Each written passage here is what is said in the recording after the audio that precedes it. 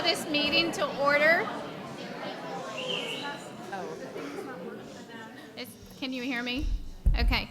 I'm going to call this meeting to order. We are going to begin our business meeting, and we are in the Joe N. Idelette Teacher Education Center, and today is Tuesday, September 24th.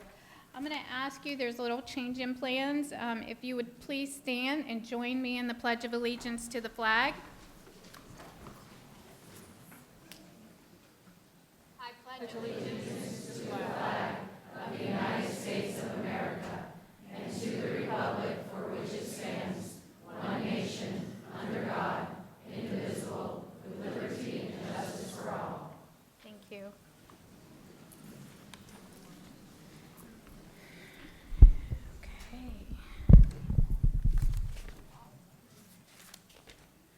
So at this time, we are going to move on to our adoption of orders of the day.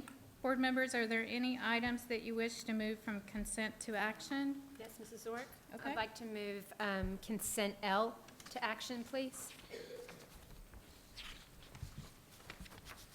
Okay. I agree, thank you. Myself, we all have that. Yeah. Okay. All right. Are there any other items? Yes, I have an item to add to discussion. It's a short one, I promise you. Okay, hold on one second. Let me get to that. What do you have? Board agenda amendments.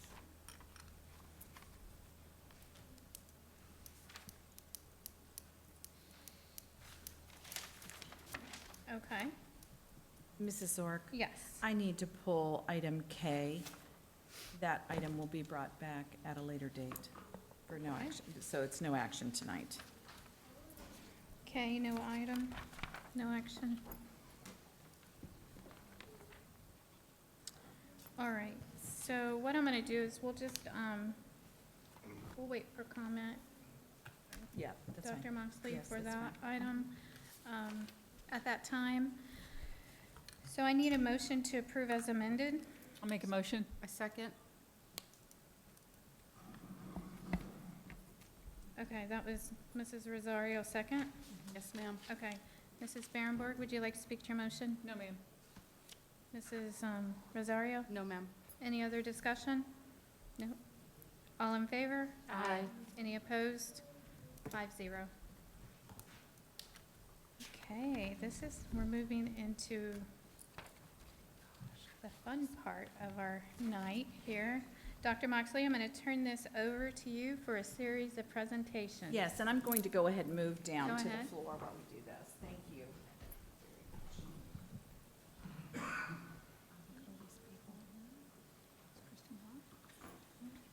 I'm going to be standing in for Kristen Maddox tonight, so I hope I do as fine a job as she has done representing us.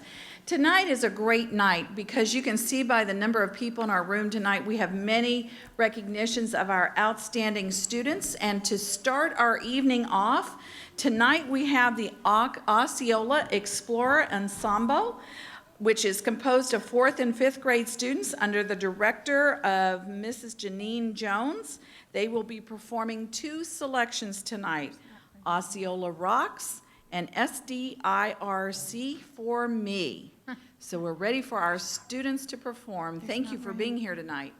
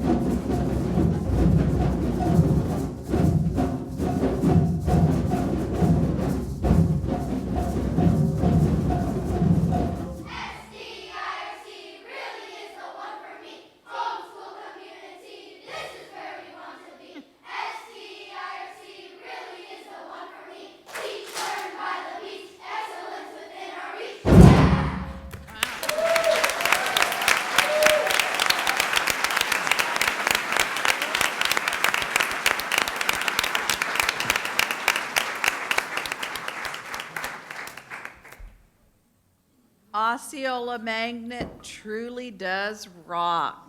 You did a wonderful job, and I see the proud principal, Mr. Simpson, here with us tonight.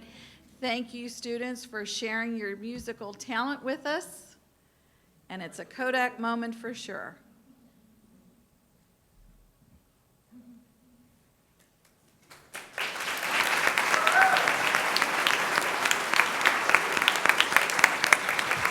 Thank you.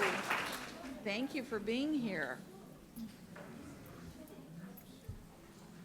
Thank you so much. Thank you. Bigger than them. It's always great when we can have the musical talent of our students shared with us. Dr. Moxley, I think we found our new theme song for the district. I think so. We'll have to test to see if how many of us sing that song tonight. It's a catchy tune. All right, we're going to move to our next presentation. We do have a short video, so if you'll turn your attention to our screens, thank you.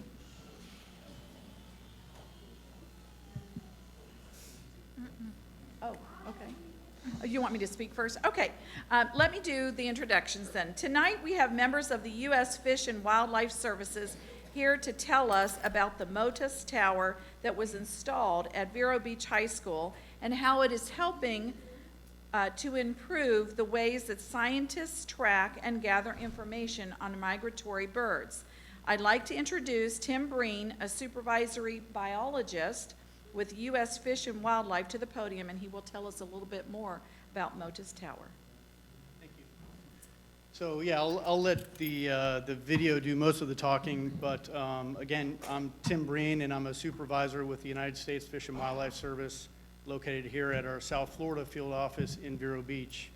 And I'm here for two things. One is to present the information on this tower, but primarily to present a letter of donation that was signed by our state supervisor, just describing our donation of the equipment that we use to install this tower.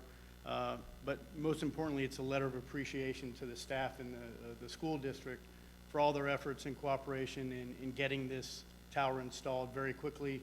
In particular, Robert and Michael with the physical plant department and his staff were great. They were really, really good to work with.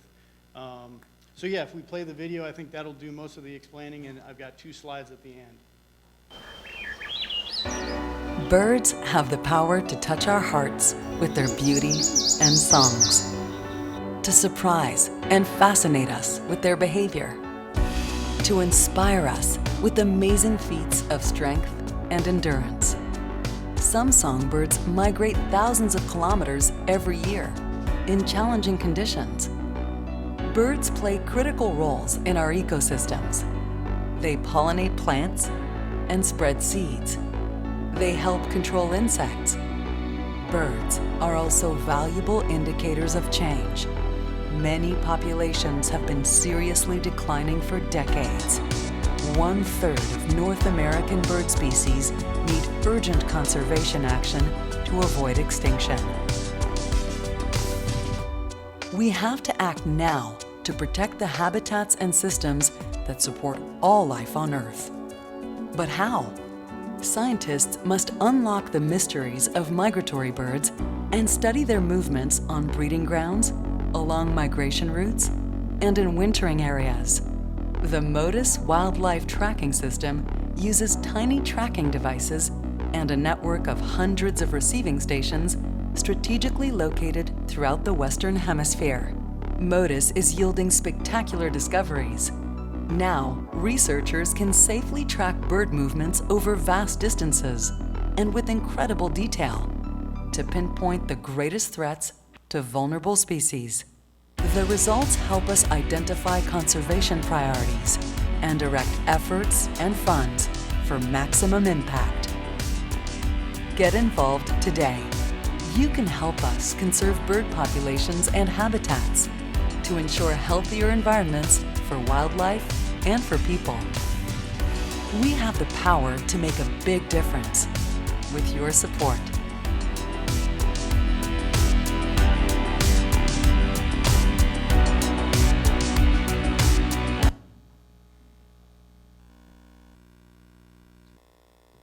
So, yeah, so hopefully that did a better job than I would have. And I think I forgot to mention that the tower is now located on Vero Beach High School. So it's one of about 30 towers that are currently in the state of Florida, collecting data as we speak, 24 hours a day, 7 days a week, on any migratory birds that happen to pass by Vero Beach High School.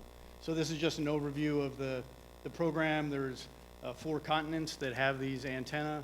There's over 20,000 animals tagged, and there's over 75 scientific publications using the data that's collected from these towers. So it's kind of a neat program, and it was initiated in Canada.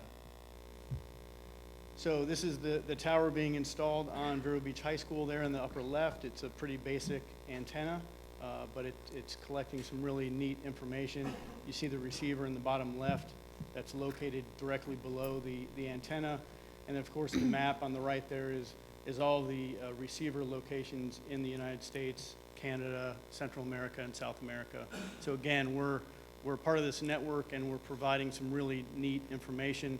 And I'll just say we've had the antenna up for about a month, and we've already detected a bird that happened to fly by Vero Beach High School. It was missed by every other station in the state of Florida, and it's a bird that was tagged in Canada. So it's kind of cool. So anyways, appreciate the efforts and the coordination, and we're looking forward to working with you on some educational opportunities. So thank you. Thank you. Thank you. Thank you.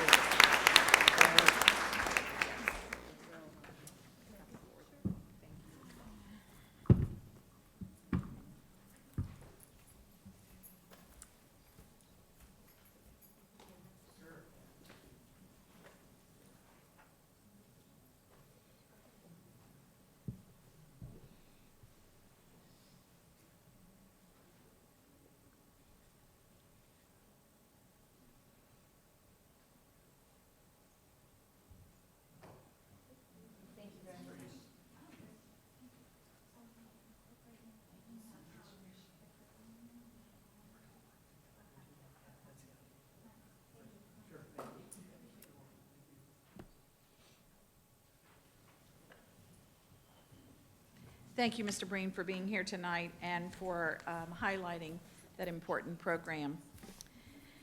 Continuing on, board members, I'm going to ask you to stay down front. We have an outstanding group of elementary students with us tonight who have achieved a perfect score, yes, a perfect score on one or more of their Florida State assessments. So at this time, I'd like to welcome Chris Taylor, who's our Director of Assessment and Accountability, to call each student's name and area they received a perfect score. Students, please remain at the front of our boardroom. We want our board members to congratulate you individually, and we'll take a picture of the group. Mr. Taylor.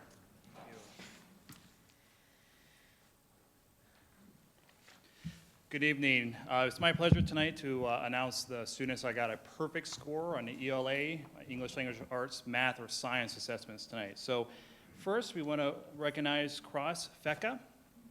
If you can come up, please.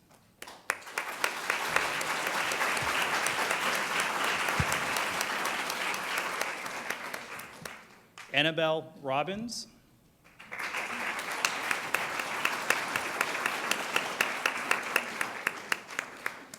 Gabriella Campione.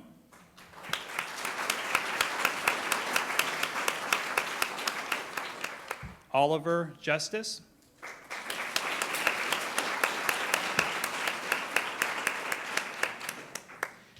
Daniel Silvera.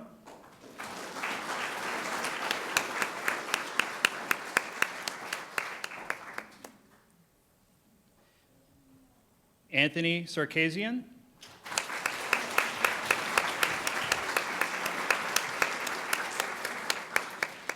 Maria Hammond.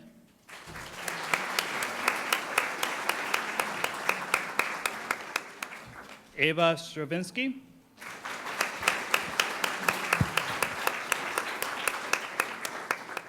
Jacob Simpson.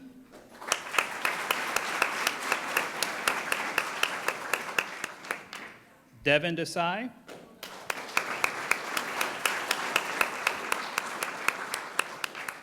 Isabella Freeman.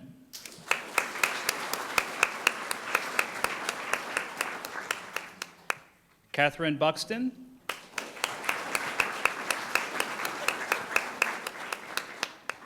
Julius Lewis.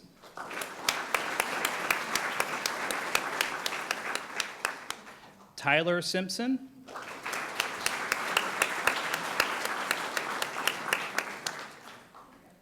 Emma Prescott.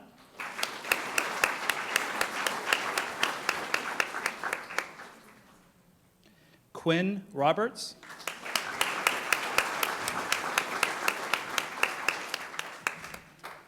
Landon Del Tufo.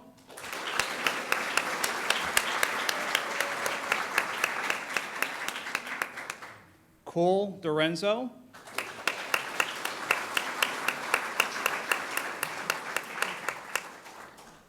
Dylan Erickson.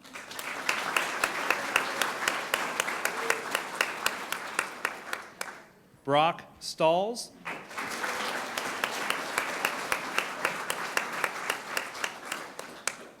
Hunter Swenson.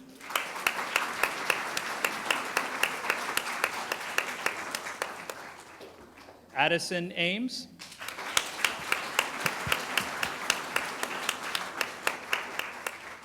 Michaela Bertrand.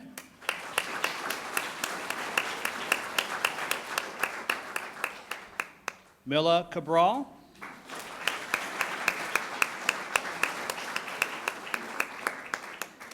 Liam Callan.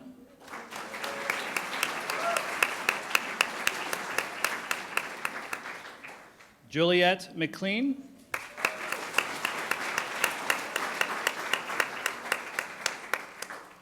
Cassandra Grinrod.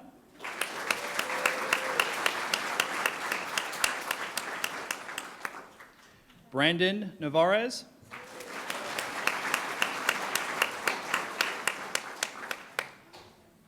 Caden Chapin.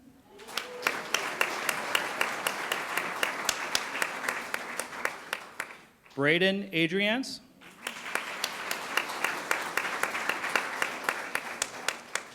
Kyle Rice.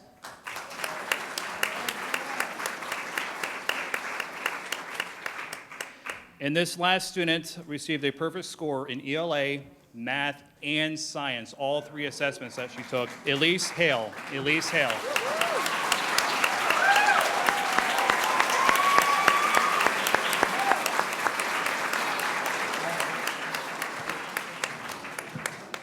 All right. We're going to try and get a picture, so I'm going to ask our students to come down. We'll make 2 or 3 rows so we can fit everybody in.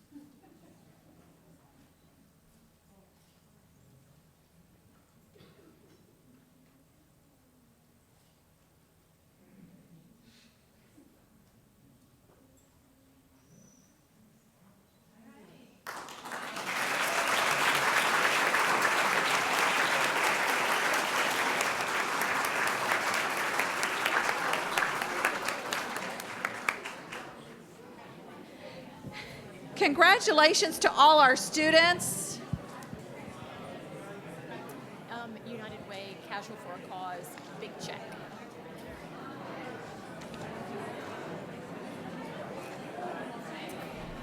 Stay there, ladies.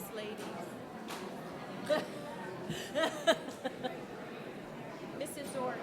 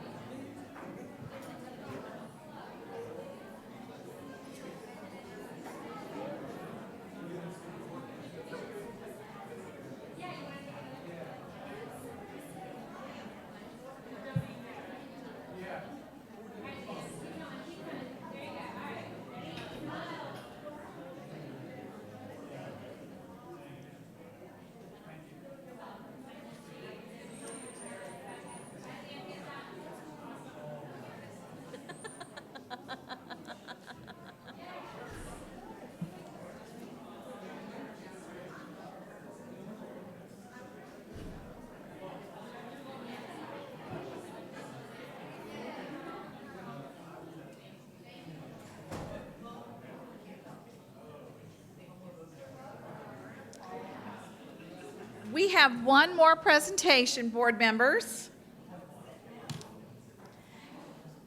Last month, our Casual for a Cause organization was United Way. We are pleased to say that the students, teachers, and staff members of our school district raised $4,346.50 for United Way. Yes!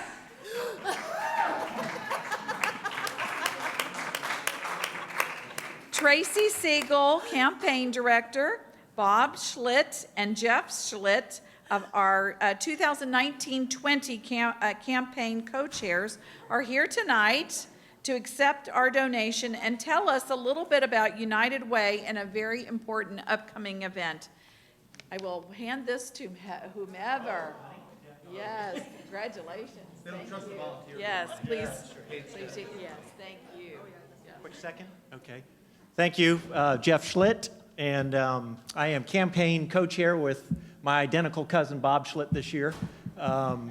So we are pleased that all the smart children left and they have left a room with us. We are very fortunate that they are gone, but we have to follow that. That's tough. Thank you for what you did for the community and having this Casual for a Cause. The money stays here in Indian River County, and United Way supports three primary pillars of the community. One is education, one is health, and one is financial stability. So, you know, we are blessed to live in Indian River County. I was born and raised in Indian River County. I love Indian River County. But we have folks that need help, and with this money, we can do a lot of good for that. So we do appreciate everything the board has done, staff, and of course the kids, to support United Way this year. Saturday, October 5th. Is that soon? Yes. Oh, okay. Right around the corner. Saturday, October 5th is kind of our kind of kickoff for the annual campaign for the United Way. We're going to raise well over $2 million this year because Jeff is the co-chair. And for the community, and we're going to kick it off at the Vero Beach High School football field, which is, what is it called? Citrus Bowl. I've only lived here my whole life. Billy Livings Field at the Citrus Bowl. So that's going to be at 8 o'clock in the morning on Saturday, October 5th. Does that sound right? Okay, so I did that right. And we invite everyone to come out and help. We have a large contingent, we've been told, a large contingent from the schools around the community. They're going to come out and they're going to do a special project this year. They're putting together some snack packs that are going to be available for students to fight hunger on the weekends for those kids who unfortunately, hunger is a reality to them. So we're excited about the campaign that's kicking off. We're excited about Day of Caring. Come join us on Saturday, October 5th. And again, yes, thank you. We have the ceremonial check. I think Kristen's going to fire me because I should have done the check first. But I do have a Kodak moment for you. So we're going to ask you to join our board members, and thank you so very much.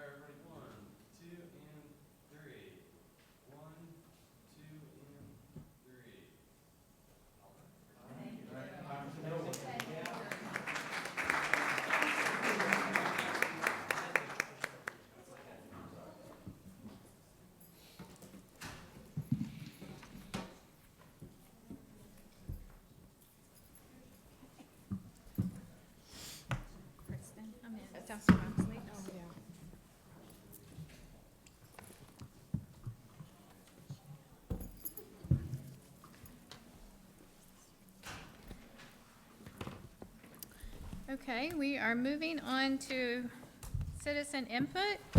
We have two speakers that have signed up to speak, and I'm going to call them in order. Rin Rob, and then Liz Cannon.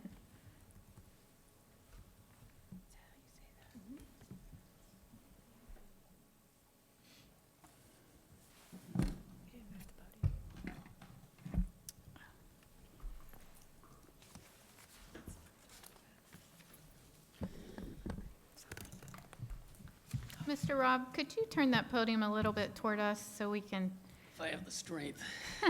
Oh. there we go. It's actually on a swivel, so that worked out pretty well. Perfect, thank you so much. Thank you. Thanks for telling me to do that. Good evening, board, superintendent, and members of the audience. I brought this. It's 159 pages, but I'm not going to read it to you tonight. I'd probably run out of time. But I got this today. It's the annual financial report for the school district, prepared by Mr. Fagan.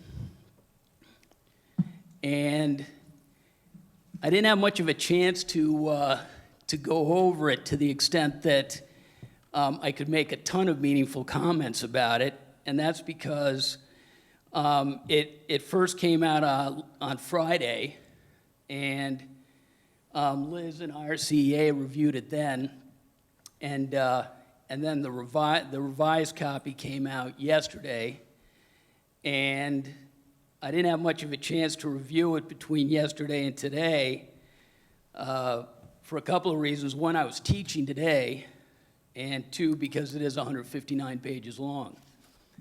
But in looking through it, there were some things that caught my eye that appeared to be discrepancies, and I only call them that because there wasn't really any explanation of differences. And I'm just going to point out a couple of the highlights that I saw. And I don't know if you all have had a chance to review this since it came out yesterday. And I know Mr. Fagan reviewed it, but I'm not sure that anybody else has. And like I said, I haven't done a full review of it. I've just had a chance to look at a few pages. But one of the things I concentrated on was instruction expenses, the 5,000 fund account, which started out on page 8, disclosing that the expenses were approximately $110 million. On page 75, however, after an original budget, which Mr. Fagan did not prepare, because that was done last year, this is the 18-19 report, it showed the original budget of 103 million, a final budget with adjustments of 107 million, and then the actual expenditures of 101 million, which provided a variance of $6 million between the final budgeted amount and the actual expenditures. But there's no real explanation for that. I couldn't find one. Also, in the summary on page 8, sounds like my time's up, so I'll wrap it up pretty quickly. Time goes by fast up here. The 110 million did not have a breakdown of the accounts that are associated with the 5,000 account. There wasn't a breakdown for that, so it's hard to make a comparison between the two. And I guess really all I want to say is before we go ahead and approve this annual financial report, that we take a really close look at it and make sure that we have everything explained, and that everything's kosher on it, everything comes out smelling good and looking good, and that explanations for some of these discrepancies are explained. Okay. Thank you. Mr. Robb. Mrs. Orr, Go I know that we can comment after. Yes, Thank you for bringing that up to light. I'd just like to ask Dr. Moxley, could that be addressed when you're talking about the finance report tonight? That is on the action agenda, so yes, Mr. Fagan will be here. Okay, and he can discuss that exact item? Yes. Okay, thank you. Good evening, Liz Cannon, IRCEA. Tonight you have the calendar update for the makeup days.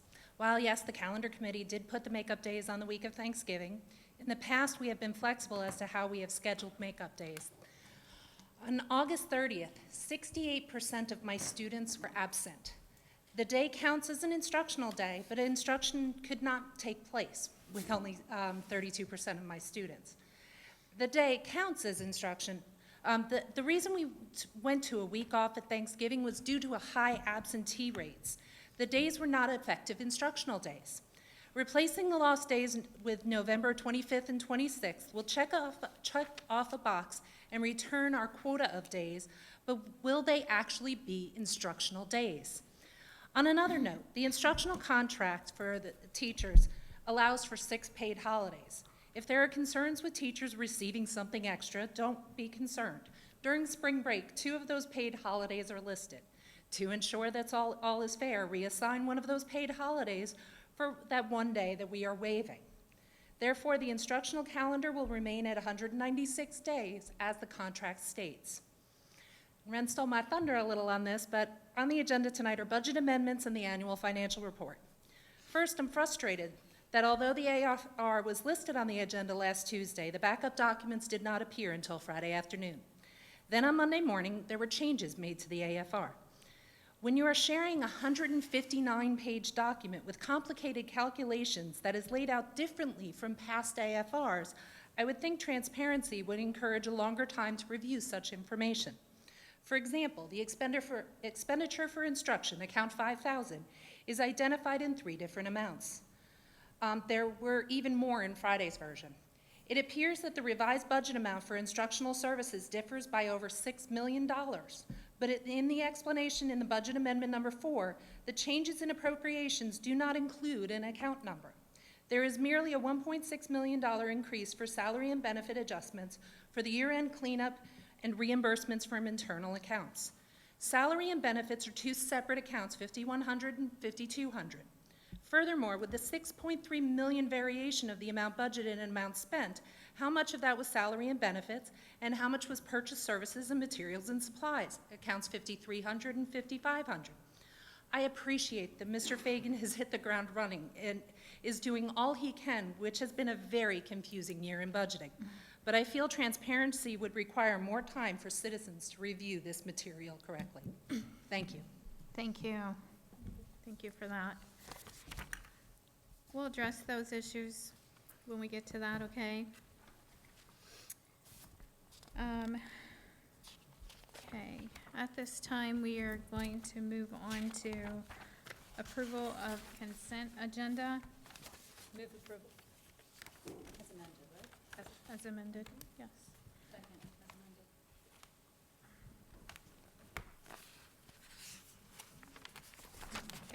Mrs. Justice, would you like to speak to your motion? No, ma'am. Dr. Schiff? No. Anyone else? All in favor? Aye. Any opposed? 5-0. Dr. Moxley, do you want to speak to L now, or do you want to wait until we get to the, well, we're getting there right now. We're right there now. We're there Yeah, right now. I think we are, yes.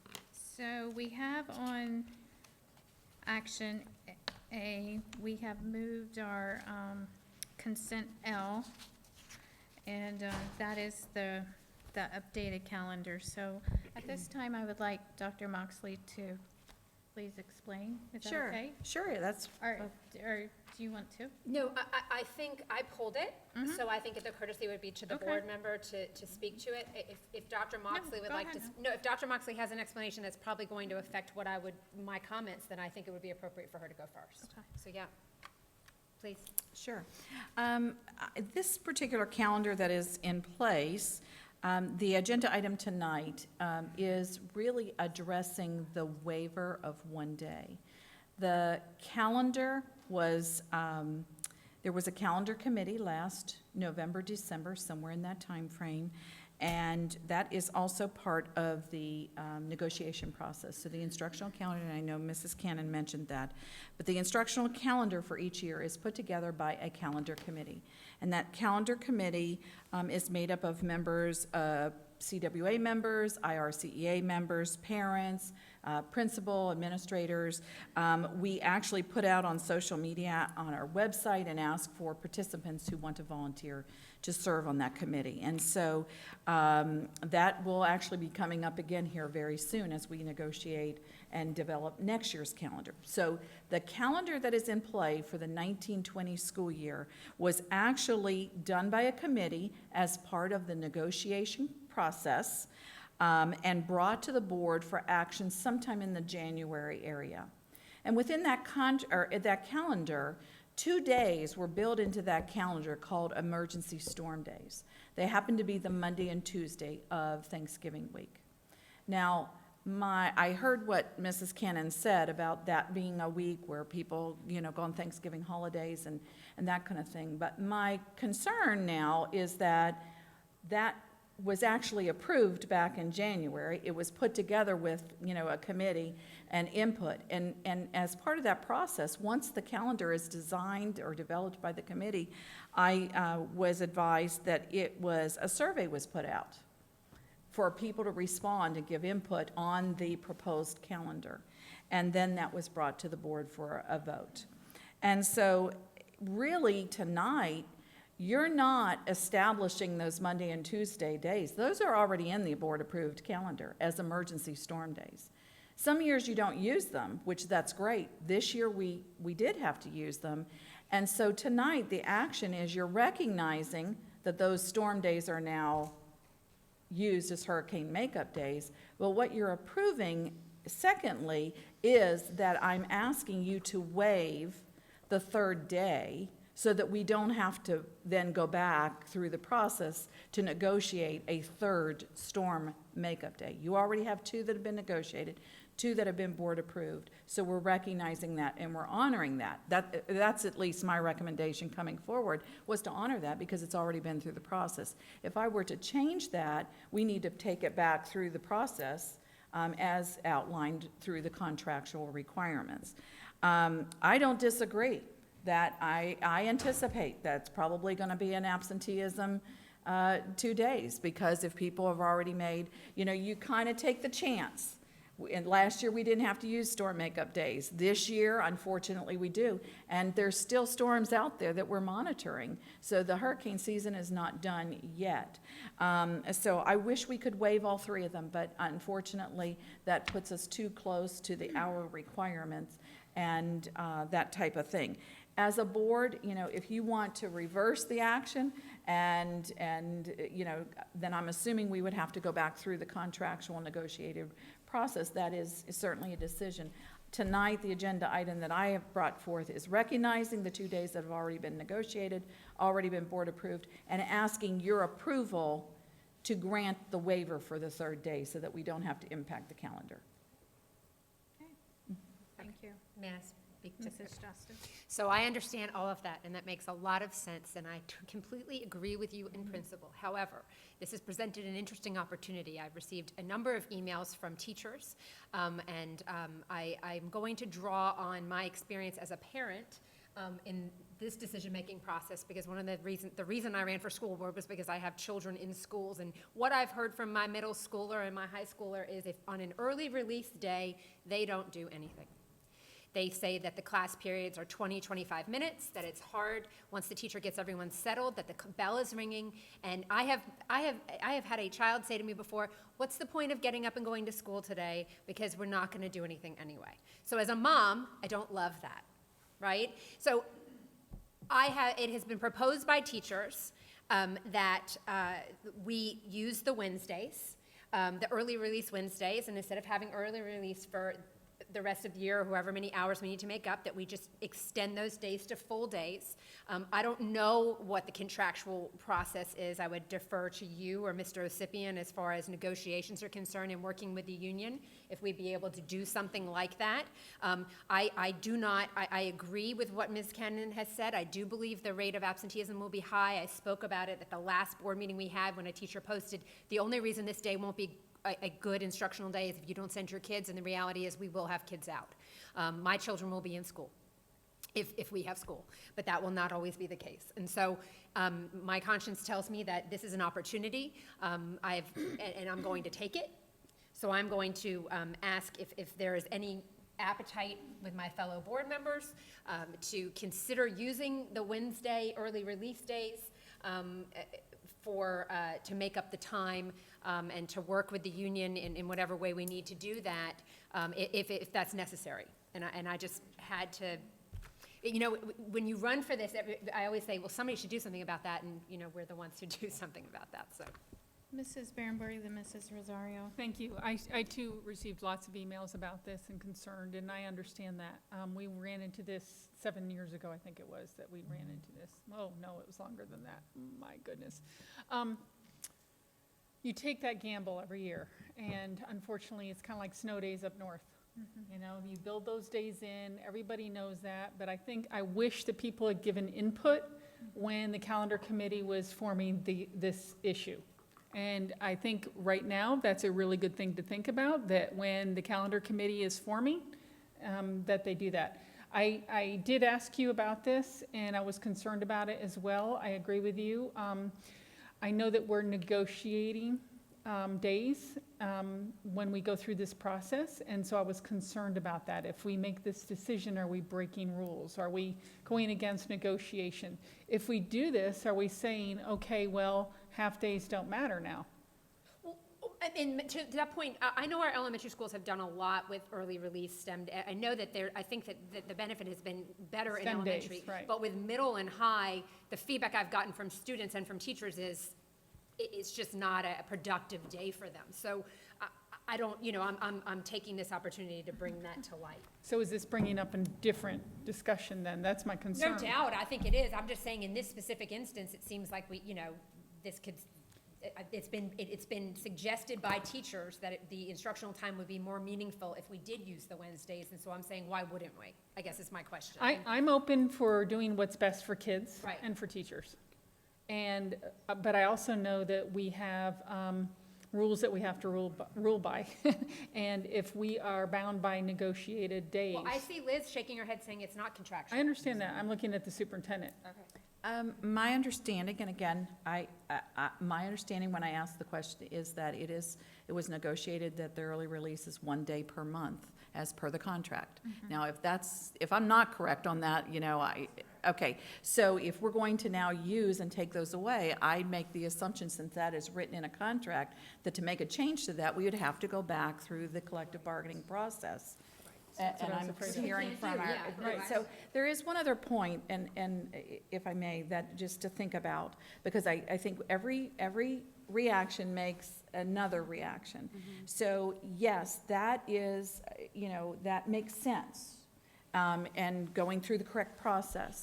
The other thing that I've learned from my past experience, because I did what I thought was common sense with that, and I realized after it was done that I had another issue that I had to address. Because when we make up the 2 days that were missed by extending time to days that are already in existence, that is wonderful for students, it's wonderful for teachers. However, we have other employees like bus drivers, food service workers that are hourly waged employees that work on days that students are there. So we've just reduced their calendar by 2 days. Because they're still serving a lunch that day, they're still driving students to school and taking them home on that day, but we've extended the day. They're still making a morning run and an afternoon run, they're still only serving one lunch, but we've now reduced their calendar by 2 days. So that's 2 work days that have now been eliminated by doing that choice. And I'm not saying don't do that choice, I'm just saying I did learn that the hard way from past experience. So while you do a wonderful thing here, you may negatively impact another group over here. So that's an issue you just need to be aware of, in being fairness to all our employees. Mrs. Rosario, and then I would like Mrs. Diagresta to speak to how that would work for the half-day change with the contract. So go ahead. The question that I had a question about the contractual considerations. I think you've answered them. I'm going to defer to what you want council to talk about. But the other question I have is, hypothetically speaking, and God forbid we have another storm within the next few days, assuming that we use the 2 days on Thanksgiving, what would we do to make up if we were to lose another 2 or 3 days because of subsequent possible storms coming? What would we do to make up those days? We would have to go back through an entire process of looking at the calendar, and I would work with both unions, and we would probably have to look at I'd have to go back and look at the protocol for the calendar committee, but we'd actually, in my thinking out loud, would be to bring the calendar committee back to look at that, because we only have 2 storm days. Right. So then you're gonna have to go back and look at your calendar and say, okay, where do we make up these days?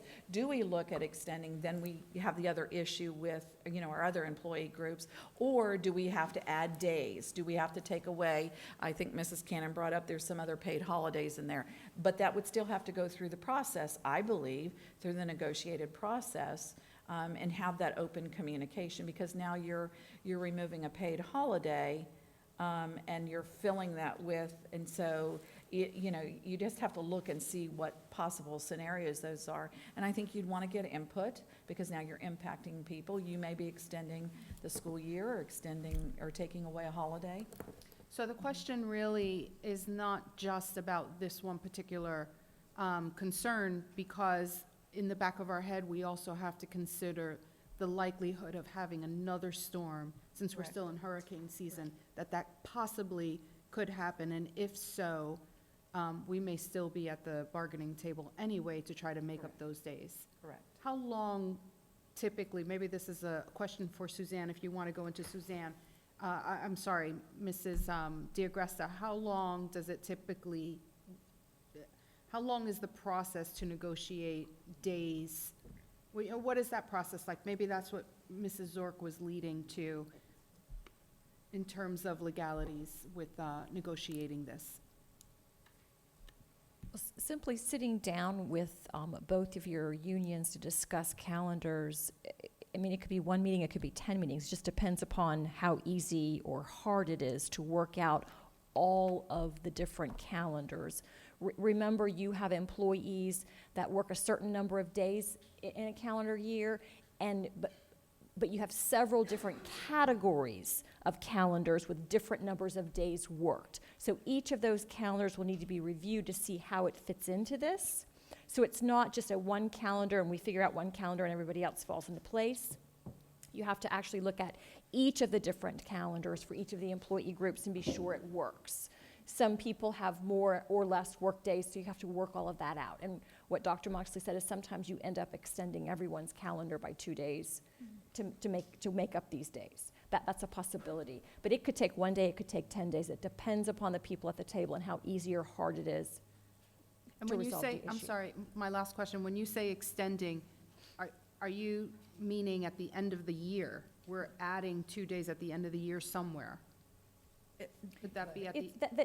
That is a possibility. It's an option. Yes, the years that you had many, many storms and people were closed for weeks on end, school years were extended in some districts. So I'm sorry, I do have one other question that might have to deal with adding 2 days at the end, just so that I'm clear. If we were to add 2 days at the end of the year, at any given point in time to make up hurricane days, what is the impact on that, other than schedule-wise? What is the impact on that with regard to, I suppose, testing or having students in after testing? Can you speak a little Sure. bit about that? So this is just my opinion and my perspective, and I couch it in that venue. Adding days at the end of the year, it's an easy thing to do on the calendar, you do. However, you run into the same scenario. Parents have pre-planned vacations. That's why the calendar was done so early last year, because there was a lot of requests coming, from what I was told, since I wasn't here, that there were a lot of parents who said, hey, we're planning vacations, those kinds of things. So you run that risk. Maybe not, maybe, I don't know. The second area of why I personally don't like to just stick them on at the end of the year is testing is done.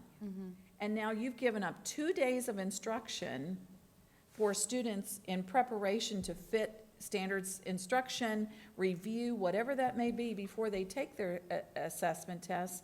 And now it's put at the end of the year when everybody's starting to shut down, it's getting hot, summer's looming, they're ready to go on vacation. I don't think you avoid I think you still have attendance issues. I'm more concerned about the instruction. Okay, thank you. One thing that was brought up, lots of ideas were given about, take this, do this, which would have been great on a calendar committee to discuss that. However, now that we're here and people are concerned and upset and everything else, and I understand that, definitely, especially if you already made a flight or something, even though you took that risk that possibly we weren't going to have hurricane days, and now we have them. One suggestion was to just not make it up. However, we are bound by law, aren't we, to have so many days of instruction?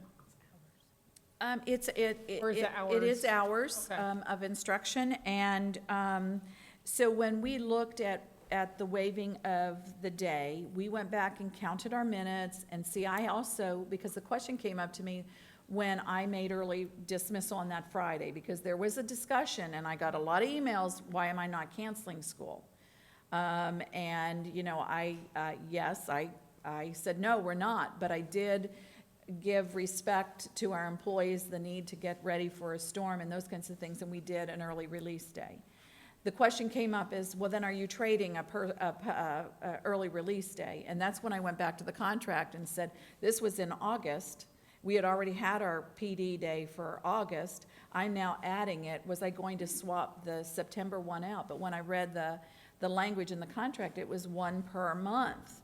So I could not necessarily, without going back to the table, to do that. So I counted it as a storm prep emergency situation. The governor had already declared an emergency for the state of Florida. So I have to deduct those hours from the calendar, along with waiving a day. Could we waive another day? Possibly. We have to go into the 3 schools that are the lowest 300 to make sure that we meet all those requirements. It got a little too tight for my comfort, because if for some reason we have something else happen, then it becomes it really becomes problematic, and then you're really out of compliance. So I didn't want to calculate it right down to the 900 or the 720 at that point in time, because, if there's a special assembly or another pep rally, whatever it may be, all those minutes keep being deducted from your instructional time. So that's why you don't see me bringing a recommendation to waive all the days, because I think it cuts it a little too close with the dynamics of that. But that's, again, and then I go back to instruction. If every school in our district were an A school, if every student in our district was at proficiency, and a 4 and a 5, then, instruction may be something that, okay, we didn't have to make up that time. But, so I'm all about instruction in this. Thank you for explaining that. I agree that was you know, something that just needed to be said because some people Sure. just don't know that, what the law is or Sure. what the rules are. So thank you. Dr. Schiff? One of, so I'm not entirely clear in this, what has to be negotiated and what doesn't in some of it. I hear what you're saying. Another issue that came up, but I've looked on the calendar and I don't think it works, is the January 6th, 7th. But those don't work. Those are already allocated for PD days. I'm wondering if it's appropriate in this deliberation to get input. I mean, we're either just gonna make the decision, or we're gonna try and do this in as negotiated a way as we can. I don't know. I work with my fellow board members here. It's a rock and a hard place, and I get that. Mrs. Justice? I was just going to state, I mean, I understand what you're saying, and I hear you. And if it truly is about instruction, and teachers are saying, and it is primarily teachers who are sending the emails, that instruction is going to be compromised during those 2 days, so then I don't really see, I hear your argument, but I think there's some holes in it. And it's not an argument, because No, I'm just. not your yeah. argument, but I hear what you're saying. I just, if instruction is compromised, it's compromised. If the teachers are telling us that, you know, I'm listening to that. So, but it is what it is. I understand what you're saying. You know, what you've stated is that we're not approving something new. We'd have to literally go back and change something that was already approved. As far as It'd the have to two- go back through the right, process. Right, so I hear what you're saying. I just, you know, we say we're gonna do what's best for kids, and sometimes that means adapting and working together and collaborating, and I just wanna do that, you know? And I stand here ready to carry out your decision. Right. I will just say to you that whatever the decision is, it may not be as easy as it's a simple, let's do other days. And Because, you're totally yeah. right about the other employees. I did not realize, I didn't think about that. So my thoughts on this is, we've ran this through a calendar committee. We were hoping we didn't have to use the days. These days were already approved. Tonight, what we're approving is not to have the third day. It's very convoluted to look at some of the other ideas that I'm hearing. That's something that the new calendar committee can look at, or it's something if negotiations, you know, for the half day, whatever, for the hurricane days. But for me, I prefer, let's go with the superintendent's recommendation. She spent a lot of time on this, and, you know, sticking these at the end of the year does not make sense to me, and we're gonna run into the same problem if we shift these 2 days to shorten up another vacation, because we're gonna have other families that already have their time planned, and I think we should just stick to what the superintendent has recommended and what the calendar committee has said and made a recommendation on. Dr. Moxley? yes. Just so that I can have an understanding how, when you chose to utilize these days, is there discussion with the teachers' union, or what happens in that? Has your team spoken with leadership to see what the feeling was? I mean, just because, so we're making the best decision for students, we should have everyone's input. So I don't really want to make this a difficult decision for anybody.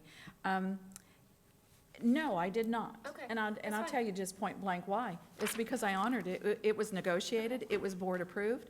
I didn't think it was an option for discussion for me to go it. back and change it. I didn't get direction to change it at that point in time. I was honoring the work that was done last year from a calendar committee to a board approving through a negotiation process. So I honored it.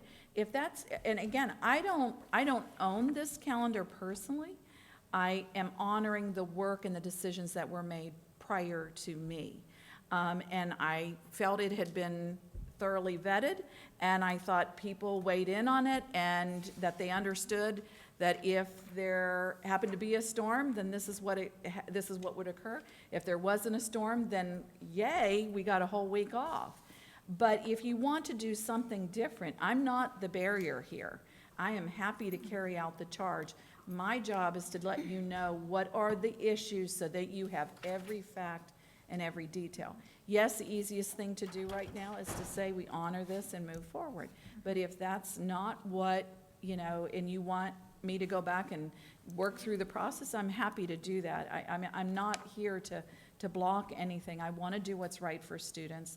There is not an easy answer, because whatever days you take away, there's going to be someone that has a conflict, and we need to honor and do that. So again, I don't want anybody to have a conflict, but I also know that from past experience, one group will be happy, another group will be unhappy, because I don't know what everybody's plans are, Well, to be honest. I'm not really Yeah. interested in who's happy and who's not happy. I'm interested in what's best for kids. Well, absolutely. So if I make people, if, Absolutely. you know, if teachers are telling me what's best for kids is for them to be in classrooms and they're giving us other options, that's the reason that I brought it forward tonight, and I wanted to discuss it. And, you know, we just need to do what's best for kids. So I'm looking for direction from you on what you'd like me to do for next steps. Yeah, a couple things when I was looking at this, a couple things came into mind. Number one, we ask people to be on committees, and they give a lot of time to be on that committee. They come on their own time, they come at night, they do the work, and if we're gonna supersede what they've already done, then shame on us, number one. Number two, sometimes people look at it and go, this is easy, you just can do this. And what they don't understand is what you brought up, is that it's affecting somebody else's pocketbook. And I think that that's what our job is to consider that. Our number one goal, though, is student achievement. And so we gotta look at what's best for kids. When that calendar committee met, however, because they're not part of the negotiation team. They don't know about negotiations, and they don't have anything to do with that. So the question I have is, did they know that it was possible to change a half-day into a full day? I can't speak to that. Probably not. And had they known that that was a possibility, that might have been an option for them. I think one of the things in speaking with Dr. Suit this afternoon is that part of the value of the conversation with the calendar committee that I do know she shared is that one of the high priorities is to have a 2 full week off winter break. And so when they had to look at emergency days, they did not want to impact, that was a kind of a priority, preserve a 2-week winter break. And so that's why the 2 emergency days were put in that Thanksgiving window. Again, I was not part of that. I'm getting, you know, the recap of what took place, so I can only respond to that. So what would it take then, just hypothetically, to have a discussion about changing those half-days, potential half-days into full days? Because if I want to honor what the calendar committee's work is. But if they didn't know that that was a possibility, then we're not dishonoring their work.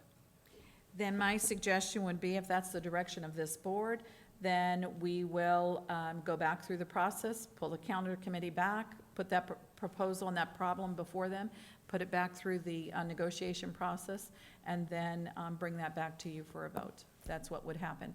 Then we will need to go back and look at how we address the employees that are losing 2 days of pay. That's right. There we go again. And then we'll have to problem solve and go through that process.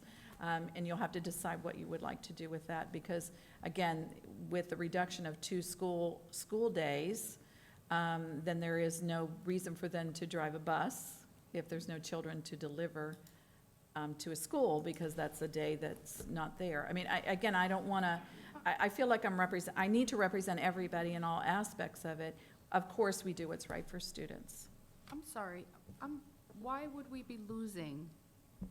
What am I missing? Because you're reducing 2 school days, because you're But we're not reducing, because they're already there. So the half-days are already there, we're just Right, but you're extending going it. to take the 2 makeup days, and you're not going to make up those 2 additional days. So those Because you're stay going to as take is, that right. time and divide it up under these half-days and make those full days.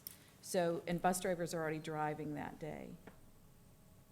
So you're extending the day, and you're taking this time of this. So wouldn't they would work We're They not would taking- not be working, they would work 2 less days in their calendar. So I, Because they already have the work, Right. so the half-days are already paid workdays. Right. If we switch those up, we're not give actually them adding 2 2 more days in, we're taking those days that already exist and switching the time of them, but not actually replacing the 2 days that were lost. and I don't know how fair that is to those employees. So the quandary is this, I think, that we have as board members. Do we honor what's already been done, the work that's already been done? Or do we sit here and rework that work? I am gonna allow, because this is a consent item that was moved to action, so someone couldn't plan ahead of time, so I am gonna allow for public comment on this, but, Could I also ask that if she comments, that CWA also is given the opportunity to comment, because this will affect CWA employees as well. Anyone, because we don't only have IRCEA or CWA. I just want to clarify. The calendar itself, the calendar committee is part of the contract. The calendar itself is not actually negotiated. So I just want to clarify that particular. The only, as I said, for the instructional personnel, it's 196 days. However that falls in the calendar, it's not in the contract. In 2017, we missed, I want to say, 4 days. We had to make up 3. Mike Murray, myself, and others met with Dr. Rendell to plan days back. And if I recall correctly, we used teacher work days, which again would also help because those would be the bus drivers. The bus drivers would be able to go and everything like that.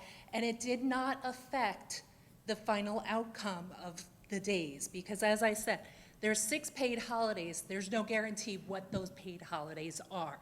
So adjusting those paid holidays being in September as opposed to in March, that doesn't affect how the final calendar goes in.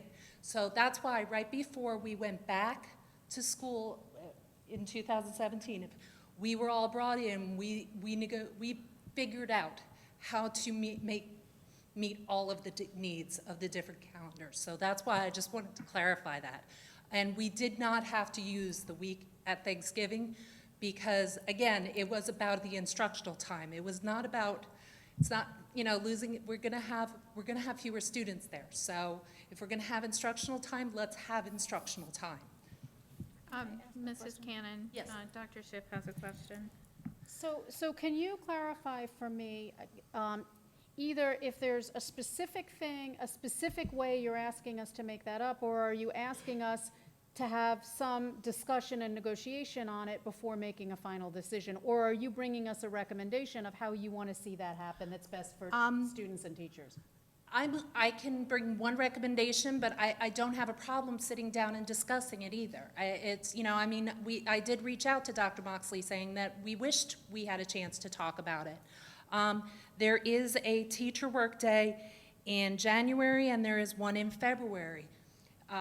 Believe me, I'm not excited about going to school, having my students on Valentine's Day, but you know what? If it's a matter of, it's more there will be more instruction on Valentine's Day than there will be on November 25th. So are you suggesting that rather than the Thanksgiving days, that we take the day in January and the day in February?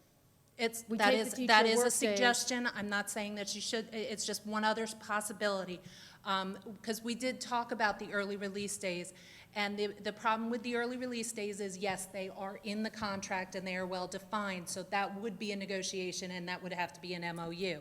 Whereas this would not, these days are not in the contract as specific working days. So it is just a matter of the 196 days. This is an opinion question, and I'm not sure if you can answer an opinion question. Okay. My experience is that no matter what we do, somebody's happy and somebody's not happy. Absolutely. And that just is the way it goes. In your opinion, if you want to proffer an opinion, are you suggesting that we will that people would rather give up teacher work days than the Thanksgiving days, and that those will result in greater instruction time. I believe that to be true. I cannot speak for all of my, because I have not filtered this out to anybody. If I had time, I would do a survey, quick survey or something. And I do also want to say the survey that went with this calendar was merely a variation of that February 14th workday, whether the workday happened in February or in May.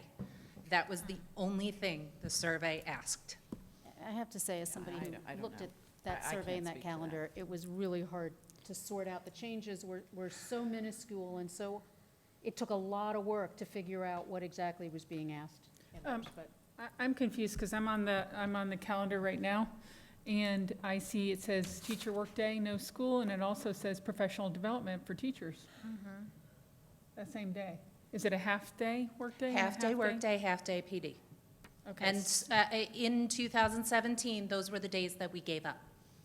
So we're having to give up a half-day PD.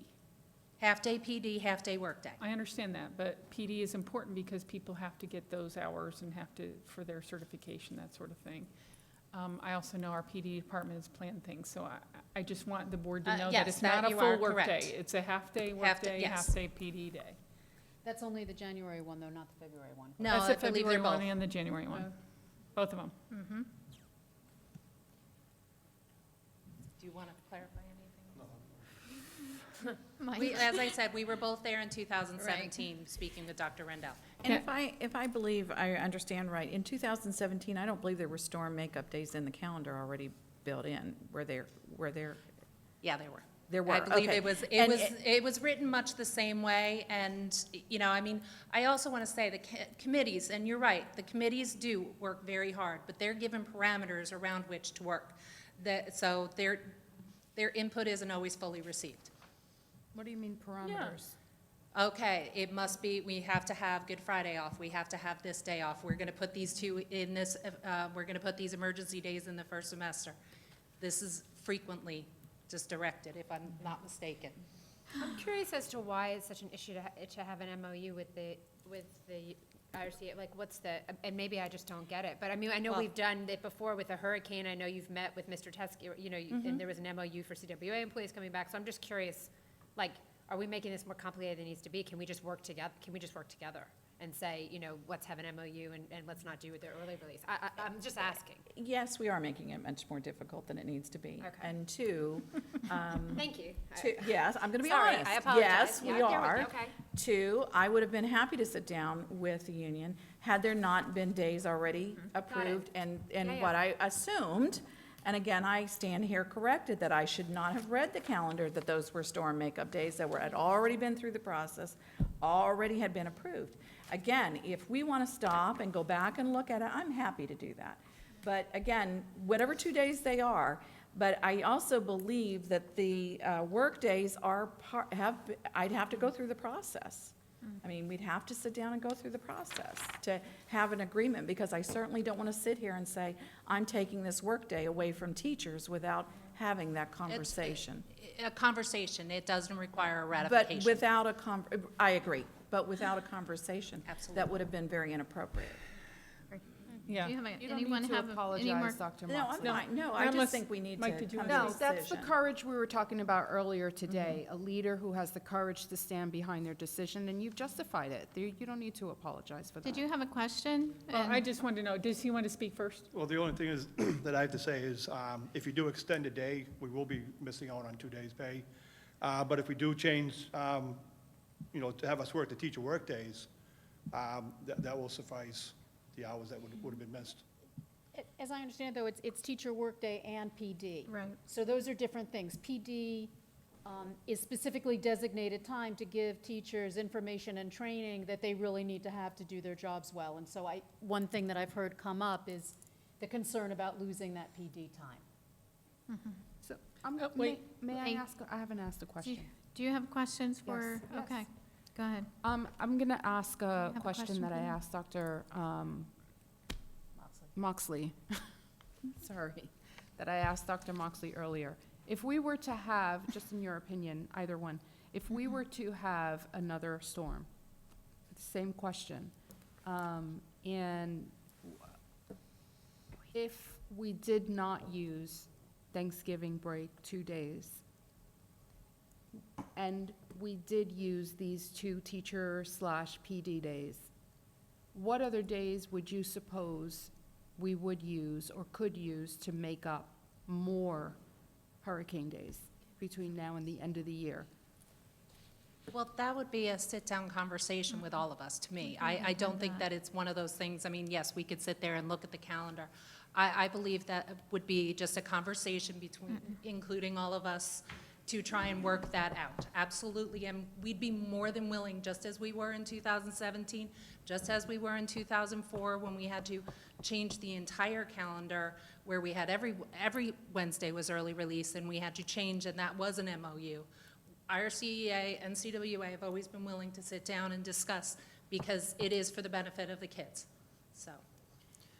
So, Dr. Moxley had a comment So to if that. I'm hearing this correctly, that January 6th and February 14th are days that this board could say tonight, those would be storm makeup days, and that would not need to go back through your process. Correct. Is that what I'm hearing you say? Correct. Because I don't have that in front of me.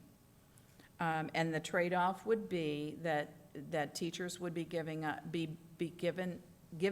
2 workdays, because they're going to get the days, the storm days were off. They were off, okay?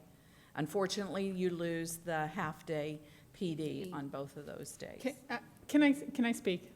I want to be the devil's advocate here on this. I'm a teacher. I looked at this. I planned my vacation, or I'm a parent and I looked at this and I planned my vacation. Either I rolled the dice and I planned my vacation to leave and go visit family that Thanksgiving week, and now I have a problem, and now I'm going to voice my opinion to the board. Or I'm one of those people that didn't voice my opinion to the board because I didn't do that. I saw that those were possible makeup days, and now we have this. And so if we make this decision, I'm afraid we're going to get the reverse. We're going to get other people that said, why didn't you follow what the calendar said? All these parents that have looked at this calendar and have said, this was built in, and now why are you going back and changing it? Because some other people complained about it. So, hold on, let me just say it, because I'm frustrated that the calendar committee has their hands tied. And I think that if we truly want to have a good calendar, and we truly want to have these days firm, and everybody agrees ahead of time so they can make their vacation plans and all this, because let's face it, that's what this is about. It's about vacation time. And so, it is. Parents have taken off and they want to take their kids, and we're going to lose kids because of vacations. As a teacher, it's about my instructional time. I understand that, but parents aren't going to have their kids there, so you're losing kids because of vacations, right? Okay. So if the calendar committee is given the support to build those days in that are needed so that we don't have this quandary in the future, then we can all live with that. Is that agreed? So can we all agree as a board that we're going to back that calendar committee and say, we give you the full ability to come up with calendar ideas that are conducive to, let's not roll the dice and think, okay, we're going to have to take these days next year. What's the best use of our time to do that? So that we're not, I'm just thinking the future. But right now, we're in this quandary. If we vote to take those 2 days that she's suggesting, now we're going to upset some other people. And we're going to take away 2 PD days, half days for teachers. And that might be upsetting to teachers that say, I got my work days taken away, my half-day work day and my half-day PD day, and I'm staying home over Thanksgiving because I didn't plan to go. Can I? I'm just going to say that. I'm going to speak on their behalf. Yeah, I'm going to devil's advocate to your devil's advocate. There's 3 different constituencies. There's parents, there's kids, and I'm going to lump teachers and staff together just for purposes of this conversation. No harm intended. The Thanksgiving week, people are not to the so if we look at those 3 constituencies, my guess, I don't know, because you're right, we're going to, however it goes, some group of people is not going to be happy. The Thanksgiving week, I believe, affects more people in a different way because that's a week that's planned for families as potential vacation and, you know, go off to see their families, whereas a day in the middle of the week or the other days are less so. Then why did they put them in as I don't know, but I hurricane can't go days? back and fix that right now. I know, I understand that, but what I'm saying is there are some people are rule followers. All right, but, so I'm gonna And say they this, follow the because rules. I think, I pulled this because I saw an opportunity to have a discussion about the early release days, which I think, and that's not something that the calendar committee had any input in on, but it's something I think in the future we need to discuss that. So hopefully we can all work together to discuss and problem solve that. I'm gonna support the superintendent tonight on what is in this calendar right now, because it is what was written. And so you're right, it was there, we said we were gonna use them if they were there, but in the future, I think this is a good learning opportunity to say, we need to, first of all, have more conversations so we work together and we don't create barriers. And we need to, you know, we need to adapt and be more open to doing things a little differently in the future. But I will support you tonight because I understand your thinking and why you brought it in this way, and you're right, it does say that. So I will support that tonight. And I'm ready to vote. I mean, I don't know if you guys are ready to vote, but I'm ready to vote when you are. Okay. I need a second. Mrs. Justice with the I'll first. sec- I'd I'll like to second. approve the amendments to the instructional calendar. I move that we Is there a approve. second? I'll second. Any further discussion, or do you want to speak? You've already spoken. No, I think it's a, you know, we've done what, we've discussed it, we've highlighted some things that are important. I hope that anyone that wrote emails, I'm gonna make sure that the superintendent has them and that the next superintendent, whoever we hire, is going to have that information. If we can start a file on this so that we build a better calendar in the future that works for all of our constituents. You know, this is obviously an issue that touches a lot of different people in different ways. I would like to speak to it. I know we have kind of spoken about this a lot. I feel the pain of the people that are asking us to change this. I do. I've been there, and it is frustrating. And I do agree with you. They're going to be very low attendance days. There's no right answer, because if we do one thing, we're upsetting a group of people. If we do another thing, we're going rogue off this calendar committee, and we are making a new calendar on the spot where people didn't anticipate that that was going to happen.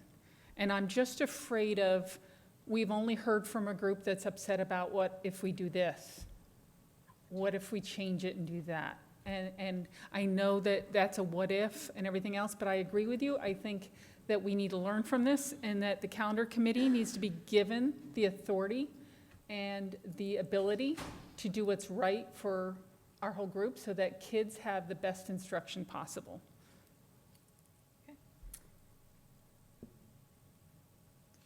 Two thoughts. Is it imperative that this decision gets made tonight? Number one. Number two, my personal, it's just how I work, I tend to be a collaborative decision maker, and I want as much input as possible. Is this, on the one, I want to support, I hear everything the superintendent is saying, and I get it. And I don't disagree. I also want to honor what we're hearing consistently from people who took the time to write, and there's a lot of people who didn't because of some of the reasons Mrs. Barenborg cites. Do we have to make the decision tonight? Can we get input on it? Is there a way we can put that out through the district to get input?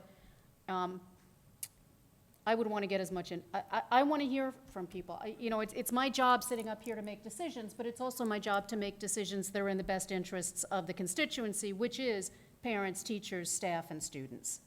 So The only this, argument I would ask you, though, is if we have another storm, what do we, I mean, we're gonna go back. I get to the it, drawing and we're board going to again. go back and we're going to talk about it. We're going to go back and talk about I the mean, what I half hear from the days, union is half that they're teacher. open to. So it's important that we start to move forward and at least setting, you know, moving forward with this calendar, just because there's the potential that we are gonna have to go back and we're gonna have to revisit this and do something different again. The extension of the days or adding days might still happen, you know, so we don't know that. So is it imperative that we make the decision? Do you feel it's important?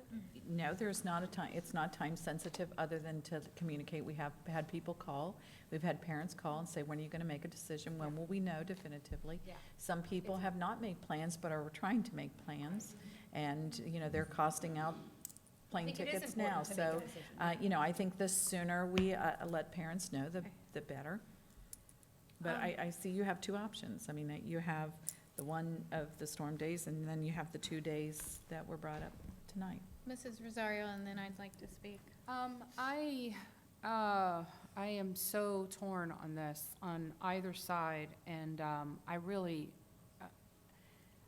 I almost said that I didn't want to speak because I'm so torn, but I think that everyone is needs the respect to know, needs to know that I have been deliberating over both sides, and it's tough, it's just tough. And unless you're sitting in this seat needing to make this decision, it's just really hard. I will, in this case, usually I'm pretty firm on my opinions, but I'm thinking, I'm leaning more towards the what if another hurricane comes. I think I'm more on that side. I'm leaning more towards, we may have to use those other days anyway.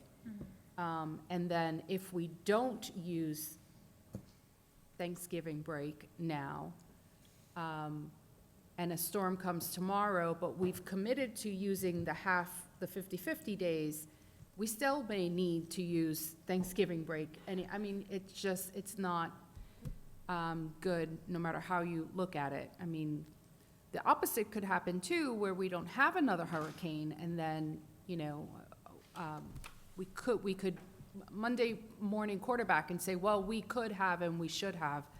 But it's not an easy, this is not an easy decision. I thought it would be, considering it's just a calendar item, but it isn't, because someone is going to be affected, and Can I ask a question? it's tough. I received 4 emails total. Did you guys receive more? Yeah, I received about maybe 6. I received more than that. I did Maybe, too. maybe about 6. I'm gonna say 10, but I didn't count. But it's safe for 6. 8. Oh, you see? I've got at least figured 8. about Are they 6 from to the 10. same school, or are they from different schools? different people. schools. When I get an email from a teacher who's concerned about the quality of instruction, that email, that's a pretty important, you know, that email is, that's what we're here to do. We're here to educate. But mine was a But- mix of teachers and parents. The so- reason I ask is, you know, the emails I remember getting was because I've already planned my vacation. I have to go Yes. back and read. Maybe one was, and now Mrs. Cannon brought this up, the quality, you know, of those days Yeah. of. But But overall, when I look at the number of employees we have across the district, I didn't receive anything from the parents. I did. Did you? I did. Yeah, I did. But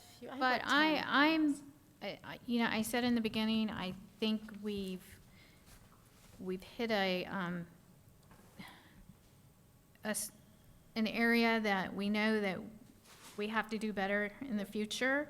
I'm going to respect the superintendent's recommendation based on what we've already approved the calendar, and those are preset days, because I'm just concerned if we go and start changing the rest of the calendar, adding or deleting or just rearranging, we're gonna affect other areas, especially if we add these days on the end of the year. I'm not in favor of that, because we know how the instruction at the end of the year is, the kids are just burnt out at that point. And I do like having these little scattered, long, like on the 14th, having that a 3-day weekend. So I'm gonna support the superintendent's recommendation, because in addition, I don't think taking away the professional development is a good idea, and I don't think that's in the best interest of students. I agree with you, and Dr. Moxley, could you please take a note that you will still be here when this calendar committee resumes? We will start working on the calendar in November. Okay. Nice, awesome. And so with that understood, you know what a quandary this has been. Yes, I Okay. do. All right, let's go ahead and vote on this. All in favor of accepting the calendar as recommended by the superintendent? Aye. Aye. Aye. Aye. Okay. Any opposed? I'm going to go nay. Okay. 4-1. Thank you. Okay, so we are going on to our original action item. Approval of the, let's see. Public hearing and adoption of volume 19, number 2, policy revisions. Dr. Moxley. Yes, board members, you had a workshop on the policies. We also duly noticed them meeting the requirements, so tonight is your final public hearing on the read of these policies. Okay. So this is my time. This item deals with adoption of new revised and repealed district school board policies. Dr. Moxley, have you documented that the public hearing was properly advertised in accordance with the state statutes? Yes, I have. We now recess this meeting to conduct the public hearing as advertised. The public hearing is now in session. Dr. Moxley, are there any written responses to the advertised public hearing to be read at this time? No, I have none. Okay. The public is invited to address this issue at this time. Is there an individual representing an organization or his or her own personal or public interest who wishes to speak?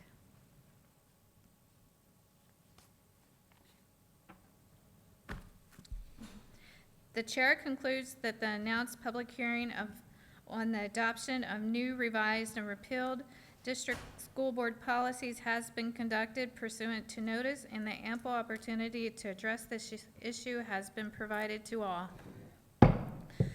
The board meeting is reconvened at this time. I need a motion. Move approval. Second.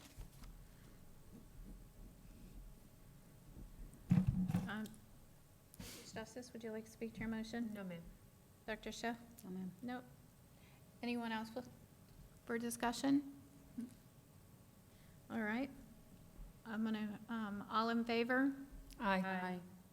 Any opposed? 5-0. Okay, we are moving on to action item C, second update, approval of the 2018-19 annual financial report inclusive of the cost report.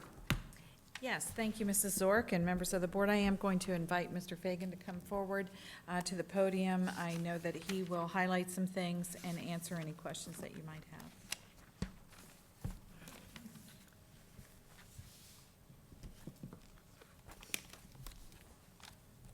While he's coming to the podium, can you clarify if this is time sensitive to approve this tonight? The AFR is time sensitive. We did receive, because of the hurricane, an extension, but it has been scheduled to be acted upon tonight. Good evening, Chair, Vice Chair, Board Member, Superintendent, and community. Yes, the AFR is a time-sensitive document. It is required to be submitted to DOE by September 10th of each year. We were running a little behind because of the hurricane and the year-end closeout under the new enterprise system, and so we requested an extension until tonight. After tonight's approval, we will submit it to DOE and also submit a copy to the Auditor General, and he will begin his audit of the books. These financials are unaudited. They are all self-generated. The Auditor General will come in and review these behind us. Their report usually takes about 6 months by the time we get the actual report. Same practice from the last 2 years. About March of 19 and March of 18, you got another report a little bit thinner than this from them, basically stating the same thing and recognizing any issues. Okay. With the comment regarding the differences in a couple of the schedules. The first part of the AFR is what we call governmental, government-wide.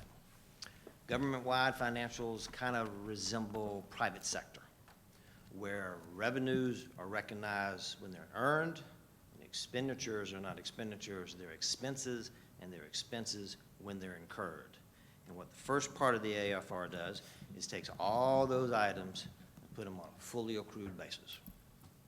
So the documents in the front do not match the documents in the back.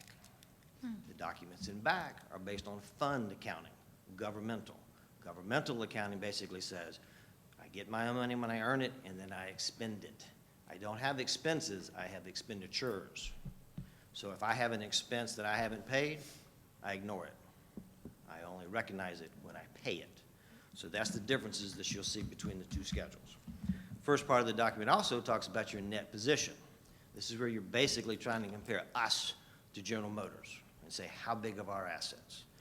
In your fund accounting, you don't list assets. You just list expenditures and revenue.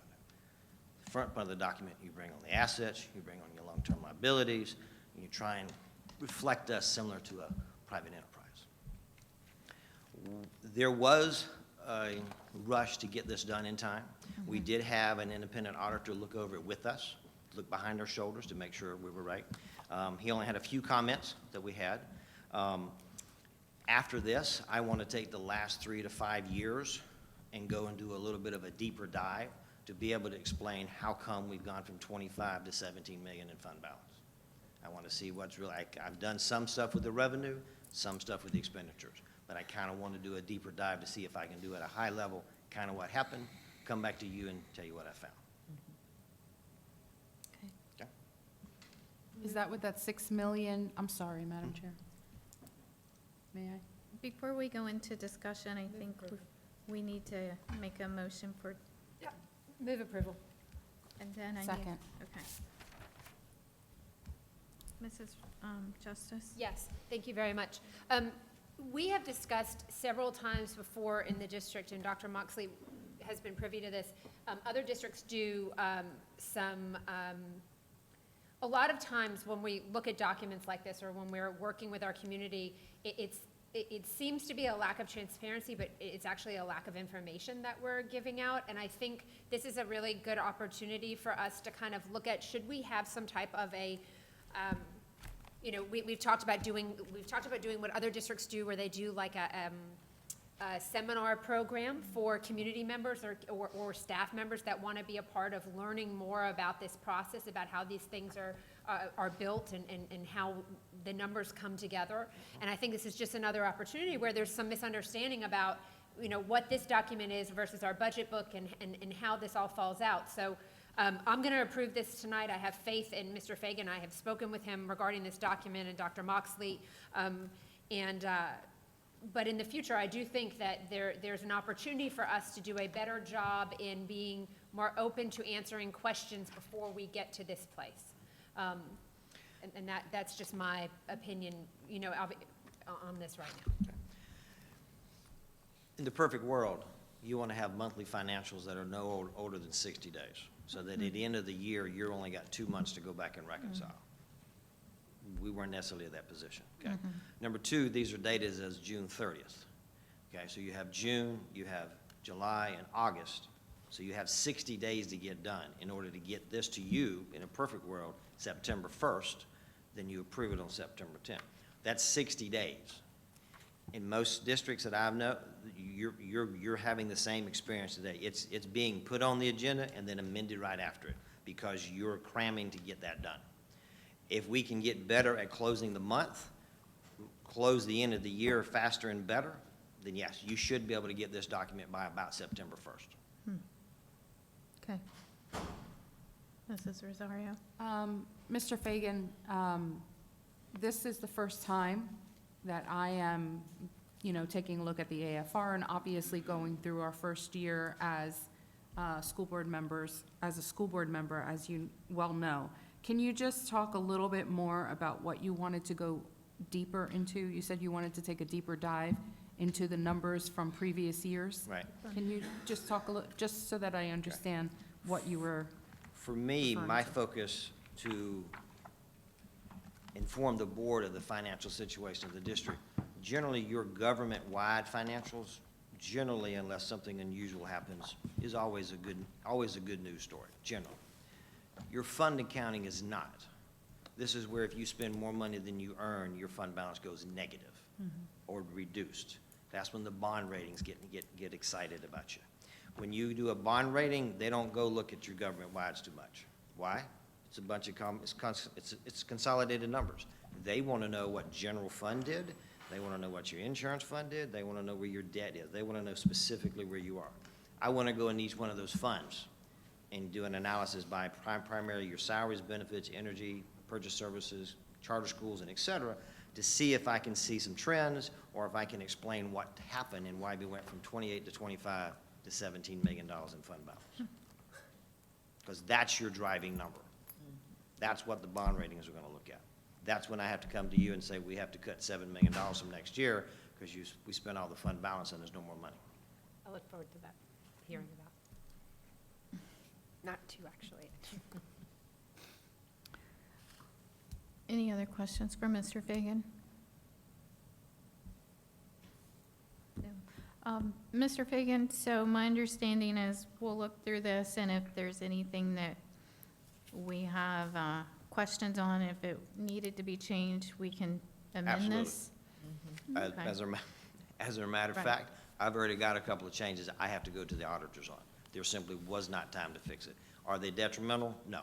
They're accounting changes. It does not change anything material. I'm getting, because you are new, I'm getting a feeling that you're not comfortable with this type of rush work, and this isn't No. typical, your typical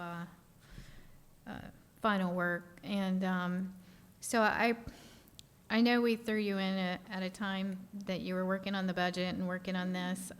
I was wondering if we could make sure that you can meet with the CWA and the teachers to make sure that all their questions get answered and clarified on this?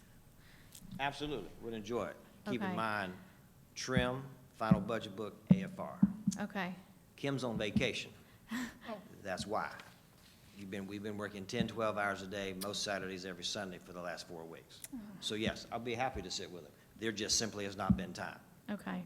And I think you've clarified for me why we can't put this off until the next agenda, because we have to get this sent in. Correct. So, Dr. but Marks, I do agree that trying to go, and I'm not saying this because it's any of your doings, but, you know, it's not comfortable having 159 pages of numbers to have to look at over, you know, a few days. And so I do agree with that. And I can reassure you, as long as, and it sounds like as long as we have Mr. Fagan on board with us, that this won't happen again. So I do apologize for that. But I encourage anyone that has any questions to bring them to Mr. Fagan.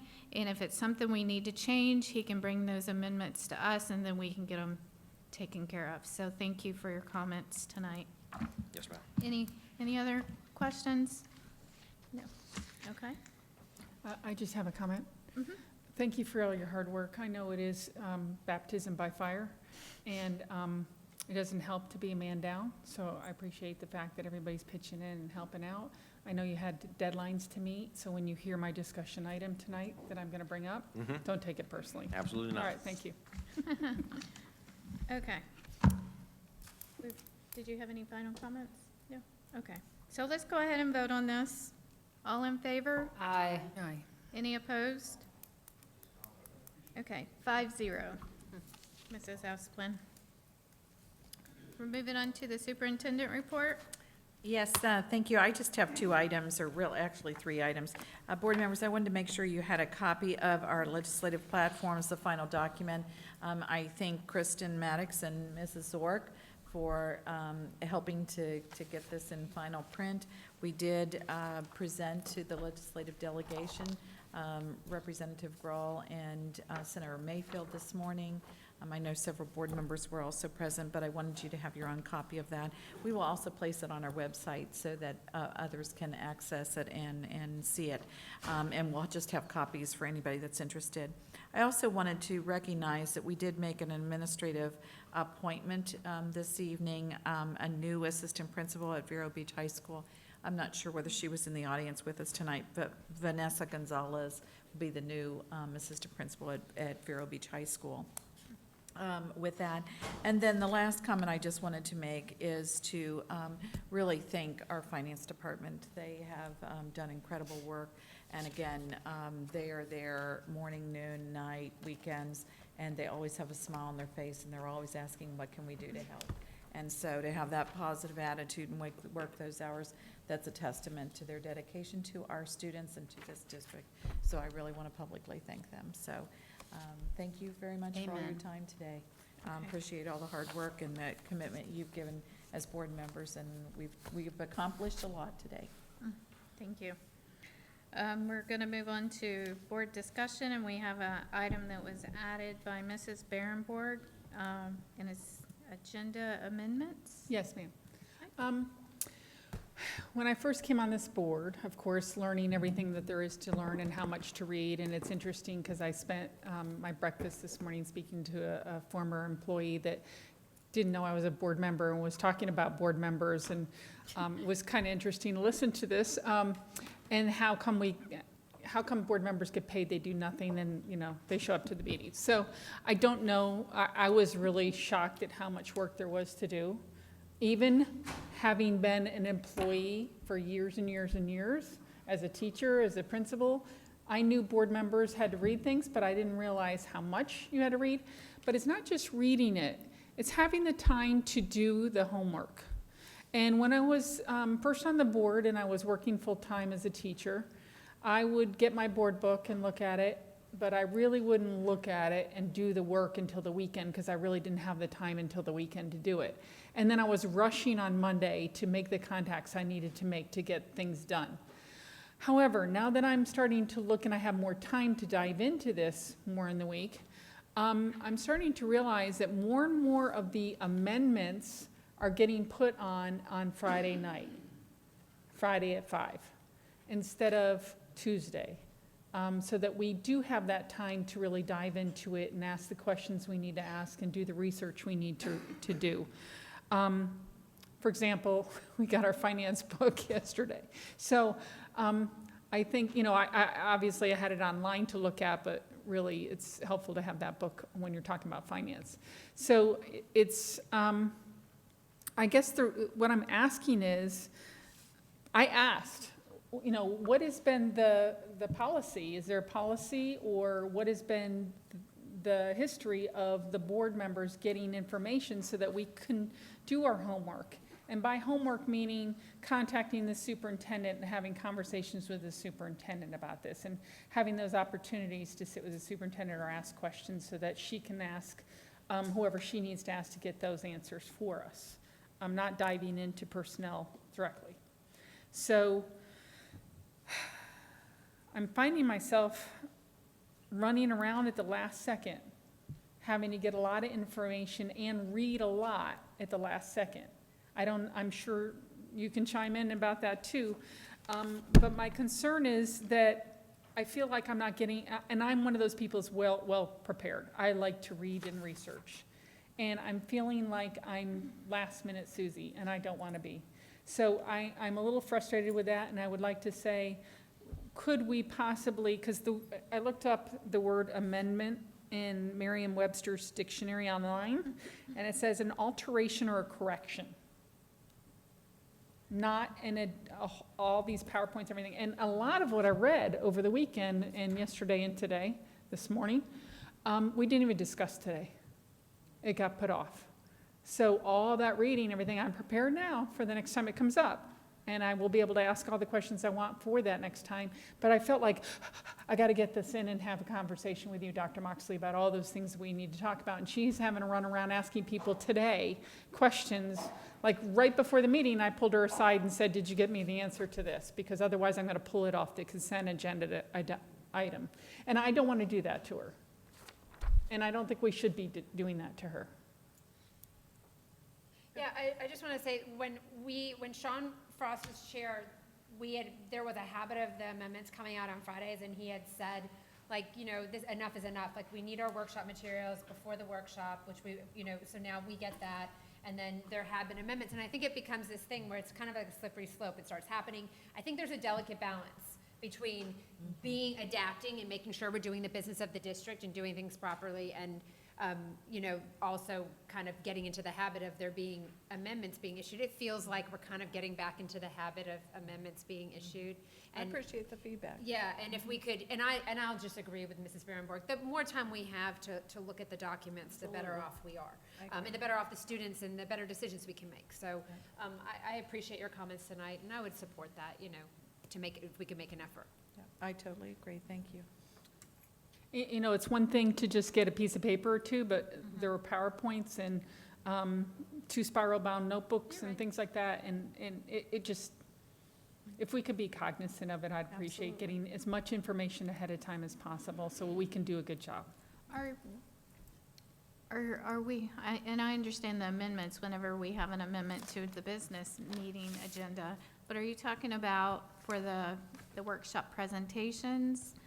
That, Talking about everything. okay. I mean, now we're having because- meetings all day longs on Right. Tuesdays. Right. And so there's no time on Tuesday to set a meeting with Dr. Moxley to get this information. So that means she has Monday, she needs to pretty much set aside for board members, because otherwise, and poor Dr. Moxley yesterday was just getting back and had all these other meetings. So I called her first thing Monday morning. I think we spoke at 1:15 in the afternoon. Well, I just think that we're Right. putting too much on the superintendent to do and that. I agree. Previously, what was happening, and Mrs. Justice can remember, on Tuesday during the superintendent workshop, we would be handed the PowerPoints. And that was the time that we were looking at them. And then we had the chairman said, no, we want them by Friday, at least give us the weekend to look at them. And then over the past year, staff, we haven't, that used to be the practice, have it by Friday, if I'm correct. So now but they were doing really good at letting us have them by Tuesday. But I think we just have to be clear with them. It's not Friday anymore. We want it on Tuesday. So I think that's good that we brought it up so that we can. I'm okay with Thursday. I want to be able to have time on Dr. Moxley's schedule and the new superintendent's schedule to be able to answer questions, because really, our job is to question and to research and to verify, and we need to go through the proper channels, and she is our proper channel. And so we're going to all be taking up her time, because we can't meet together as a group, so we all have to individually meet with her or talk to her on the phone. And I just think that that's asking a lot to do of one person for all that information on one day. Well, I do like having the workshop material on Tuesday whenever the agenda is posted, because that gives me the ability as a board member, and I'm sorry, I'm speaking before you guys. That gives me the ability to know how to gauge my time on each topic Right. if I have all the material. So I do like having it on Tuesday. I do So, too. yeah. Mrs. Rosario, then Dr. Schiff. I understand the need for the concern with regard to amendments, I really do. I just don't, I have to disagree that there's been an overabundance of amendments after Friday. But even the one, even the finance one for today, it's a lot. That's a huge document. But otherwise, Nancy does a great job in getting us our board books and our board information Wednesday. I mean, sometimes even Tuesday before, a week before. Those are all available to us. So there's plenty of time for us to go over everything. But then when the amendment does come out by Friday, if that's indeed the case, then we have the weekend to review the amended items. So I actually think we have sufficient amount of time to go over, because, I mean, I don't know what you all receive, but I receive an email. I receive sometimes 2 or 3 reminders. Your board book and the documents are available online. Here's the link. They're in your mailbox. So it's a lot. I mean, if we look at our agendas, they're packed. And, I mean, Dr. Moxley does, I think between Dr. Moxley and Nancy, I mean, they do a fantastic job of putting it all together and making sure, you know, that they're dotting all their i's and crossing all our t's. I'm not saying it's perfect, you know, but I think that, I don't see a concern here. I don't see an abuse of putting all of our, all or some. I don't see the abuse of the amended items. That's my personal, but just looking at tonight's agenda, for example, minus the personnel recommendation, the personnel recommendations, and minus the Modus Tower presentation. Other than that, there were two added items, two added or updated items. The AFR was certainly a big document. Okay. Dr. Schiff, and then I'll let Mrs. Rizzo, Yeah. or I'm I sorry, don't need- Mrs. Barrenborn. Yeah, I'll be quick. I don't disagree, more time is always better. I've been on the board for, I don't know, 10 months now, and I don't know how these 10 months compare to any other 10 months, but it seems to me like we've had a lot to do. It seems to me it's been one thing after the other. We've had budget issues and finance issues and HR issues and negotiation issues and healthcare issues and personnel issues. There's so much. And while I would love to get everything sufficiently in it, you know, more time is always better. My sense is that as we move forward, for example, you know, we have a full complement of staff now. We didn't have that until about a month ago. You know, we didn't have a finance department working in ways, Mr. Fagan is still playing catch-up, but once once that happens and he gets in place all of the things that I know he's looking forward to getting in place, I think this is gonna smooth itself out. What I don't wanna do is not get information that's important because we have a sense it's coming too late. And so whenever I get those, I go in, I check. I know we get personnel amendments later for reasons out of protection of employees. I mean, there's solid reasons for that. Some of the other things are, you know, we're on a deadline now on the finance report that we got messed up because of the hurricane. It's been one thing after the other, at least since I've been here. I am 100% confident that by natural process, this is going to smooth itself out, which does not negate that it's an issue and it's worth bringing up. But I'm pretty confident that as we get through the superintendent search and we move into the kinds of regular and consistent processes I'm confident we'll have once we get through this year, that's going to work itself out. So. I think tonight we're just voicing expectations. What I'm saying is Yeah. just be cognizant of it. I'm not saying it's abusive. But I also have to disagree with Ms. Rosario. We got the African-American plan on Friday afternoon. At least that's when I saw it. I looked for it before then, so I don't know if I didn't get it or couldn't access it. The finance report, the document, I picked it up on Friday, or actually I picked it up over the weekend. The HYA report, the HR report, you know, all those reports came late. So it wasn't just one or two items. It wasn't an amendment. It was a lot of reports. And I take them seriously. They're given to us in a bound packet, and I want to honor the work that is done by reading it and researching it and asking the questions I need to ask. And so all I'm asking is in the future, as we do have a full complement of employees now, and we do have things kind of working in the right direction and people doing the things that need to be done, that they're just cognizant of the fact that we do want to honor your work by reading it and reviewing it and asking the questions we need to ask so we can make the decisions. Thank you. Good conversation.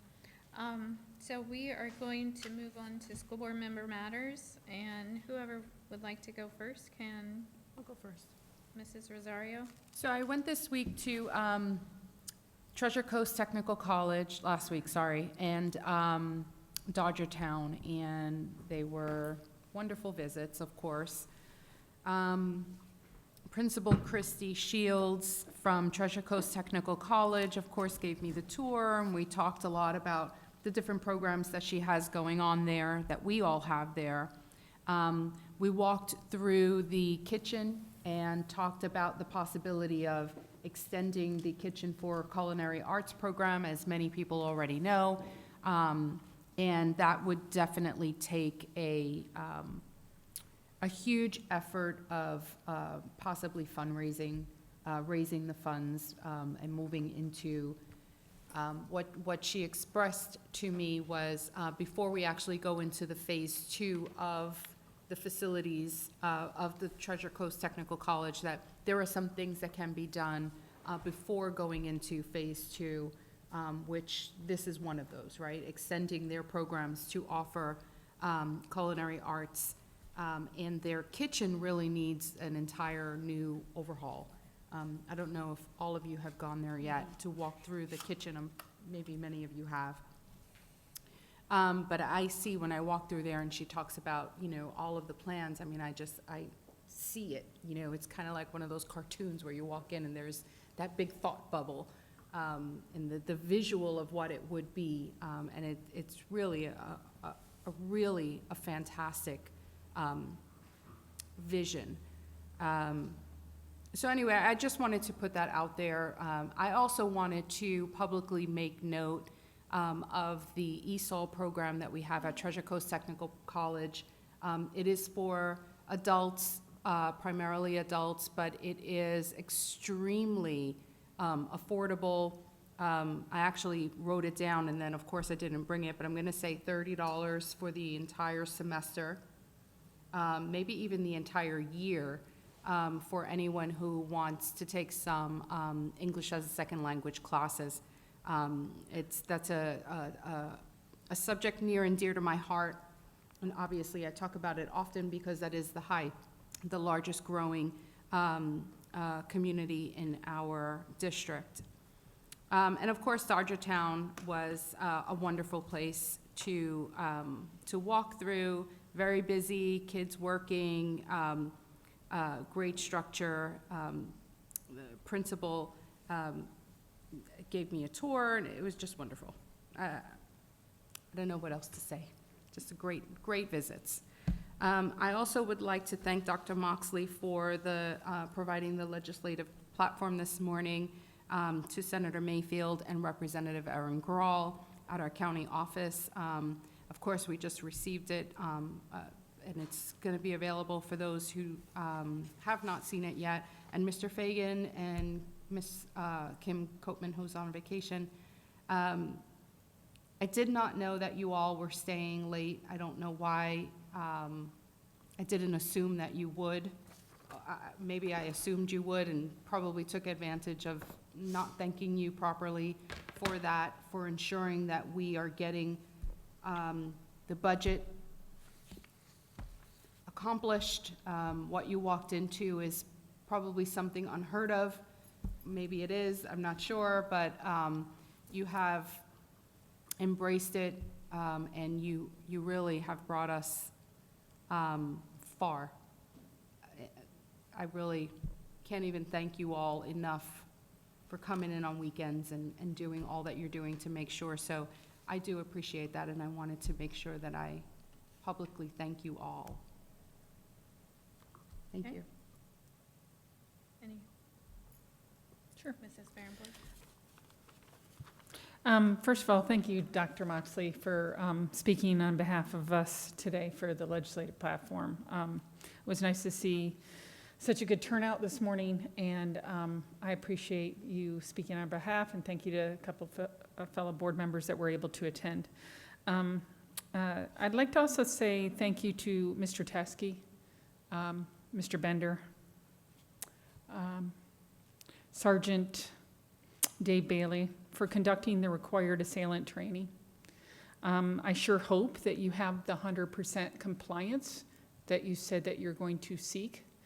I know as a board member, it was really important for me to be there, and I appreciate the fact that I have gone through that every single year as an employee since we've been doing those in a different aspect. It was different this year for me, and it was really, really good. And so I thank you for that, and want to make sure that we are getting 100% compliance. So thank you very much for that training. You're probably going to kill me. I have never done this before. But I thought of something as they were all speaking. And I know we've already voted on it. And I know we've hashed it and hashed it and hashed it. But I'm going to throw one more thing out. And that is something that I did not hear anybody bring up. Maybe they did, I just didn't see it. And I heard about the 2 days in Thanksgiving, about us being, I know, heavy sigh, about it being non-productive days, but yet we still have to bus kids and we still have to help employees and all that. And I heard about giving up work days and PD days and not wanting to do that. What if we switch those days? And instead of having school on those 2 days in Thanksgiving, that we make those teacher days and PD days.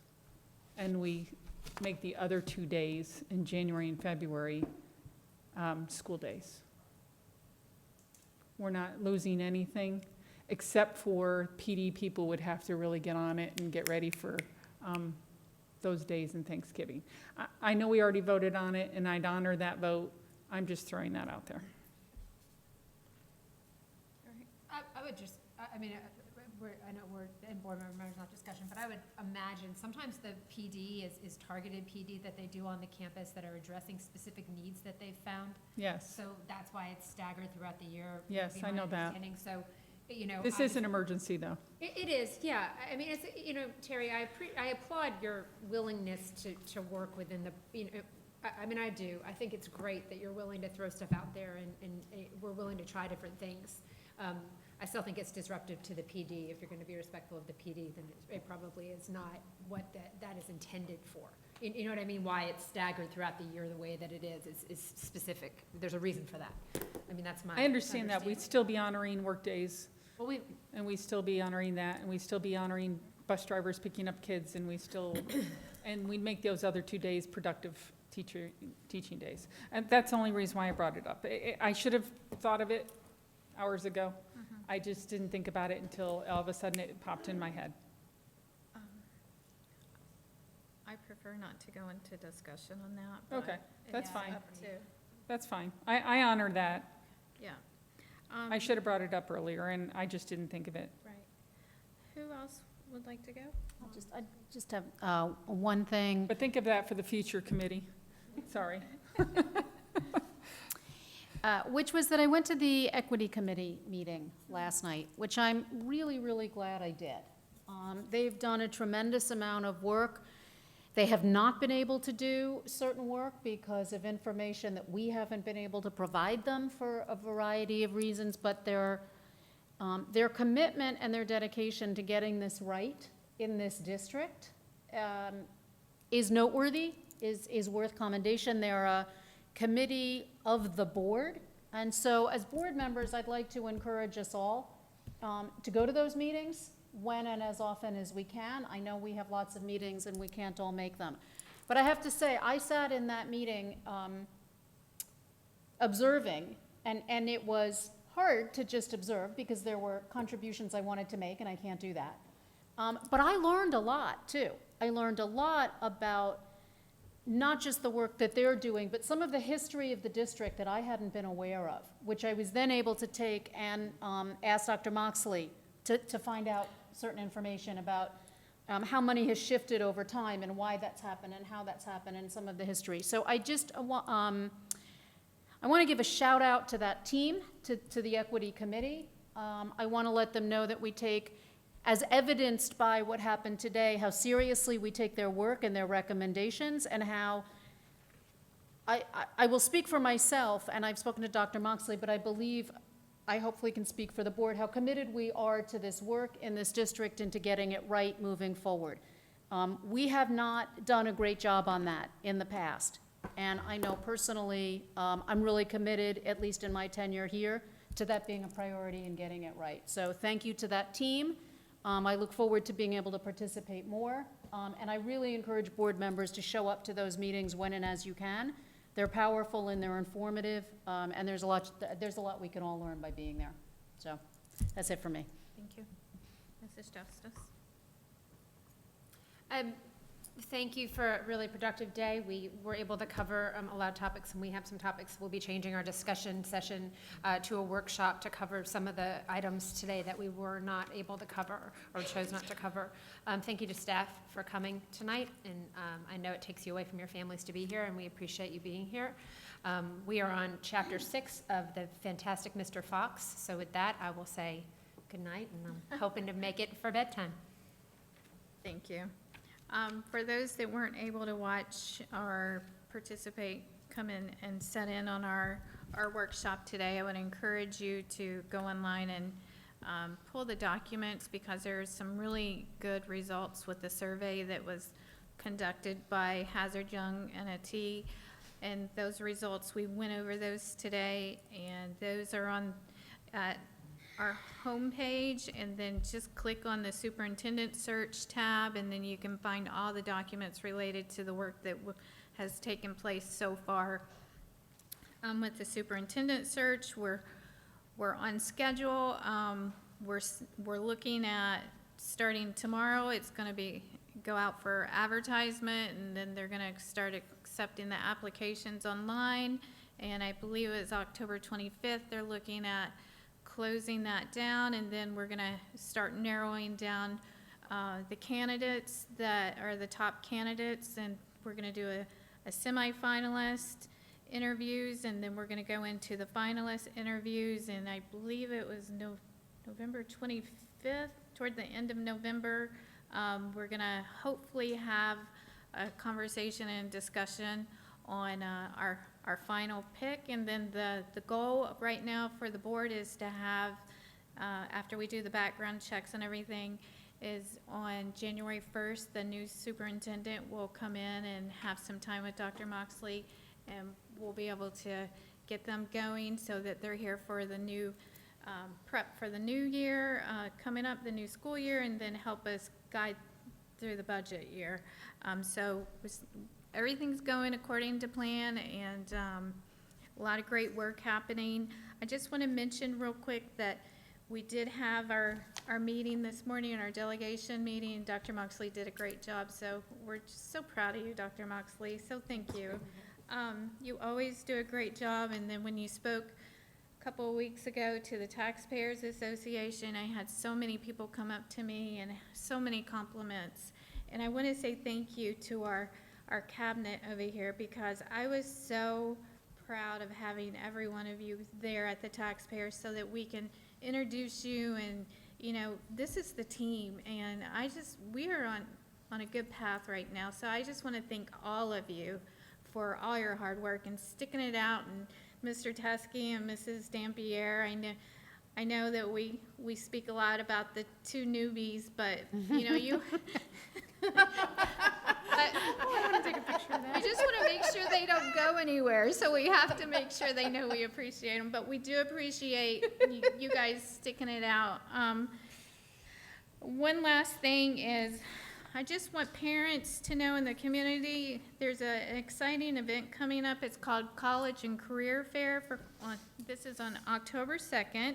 It's the School District of Indian River County is holding a College and Career Fair on October 2nd from 6 to 8 p.m. at the Indian River Mall. There's a $15 entry fee, and that entry fee is for participating employers and college reps that want to come out and set up a booth and just meet our students, our parents. This is a great way to get the word out to our future workforce about jobs and potential careers within your industry. If we have anyone that would like to come out and set up a booth and participate in this, contact Karen Watson at 564-5526. That's Karen Watson at 564-5526 to reserve a spot in the space. What time again? It's 6 to 8 p.m. And And just to clarify, the event is free for attendees. The Yes. fee is simply for people who want to put together a booth. Just want to make that Right. abundantly clear. Absolutely, because it's going to be in the open space of the mall area. And that, I'm following legislation, I'm almost done. And I'll keep sending out the updates because this past week was an exciting week in committee week, and I'll keep sending out those updates for the board members to know what's going on up in Tallahassee. Thank you. And with that, Dr. Moxley? Just want to say thank you for a productive day and lots of good discussion, lots of hard discussion, but good work. So thank you very much. I appreciate working with all of you. Thank you. Thank you. All right, we're going to adjourn at 8:19.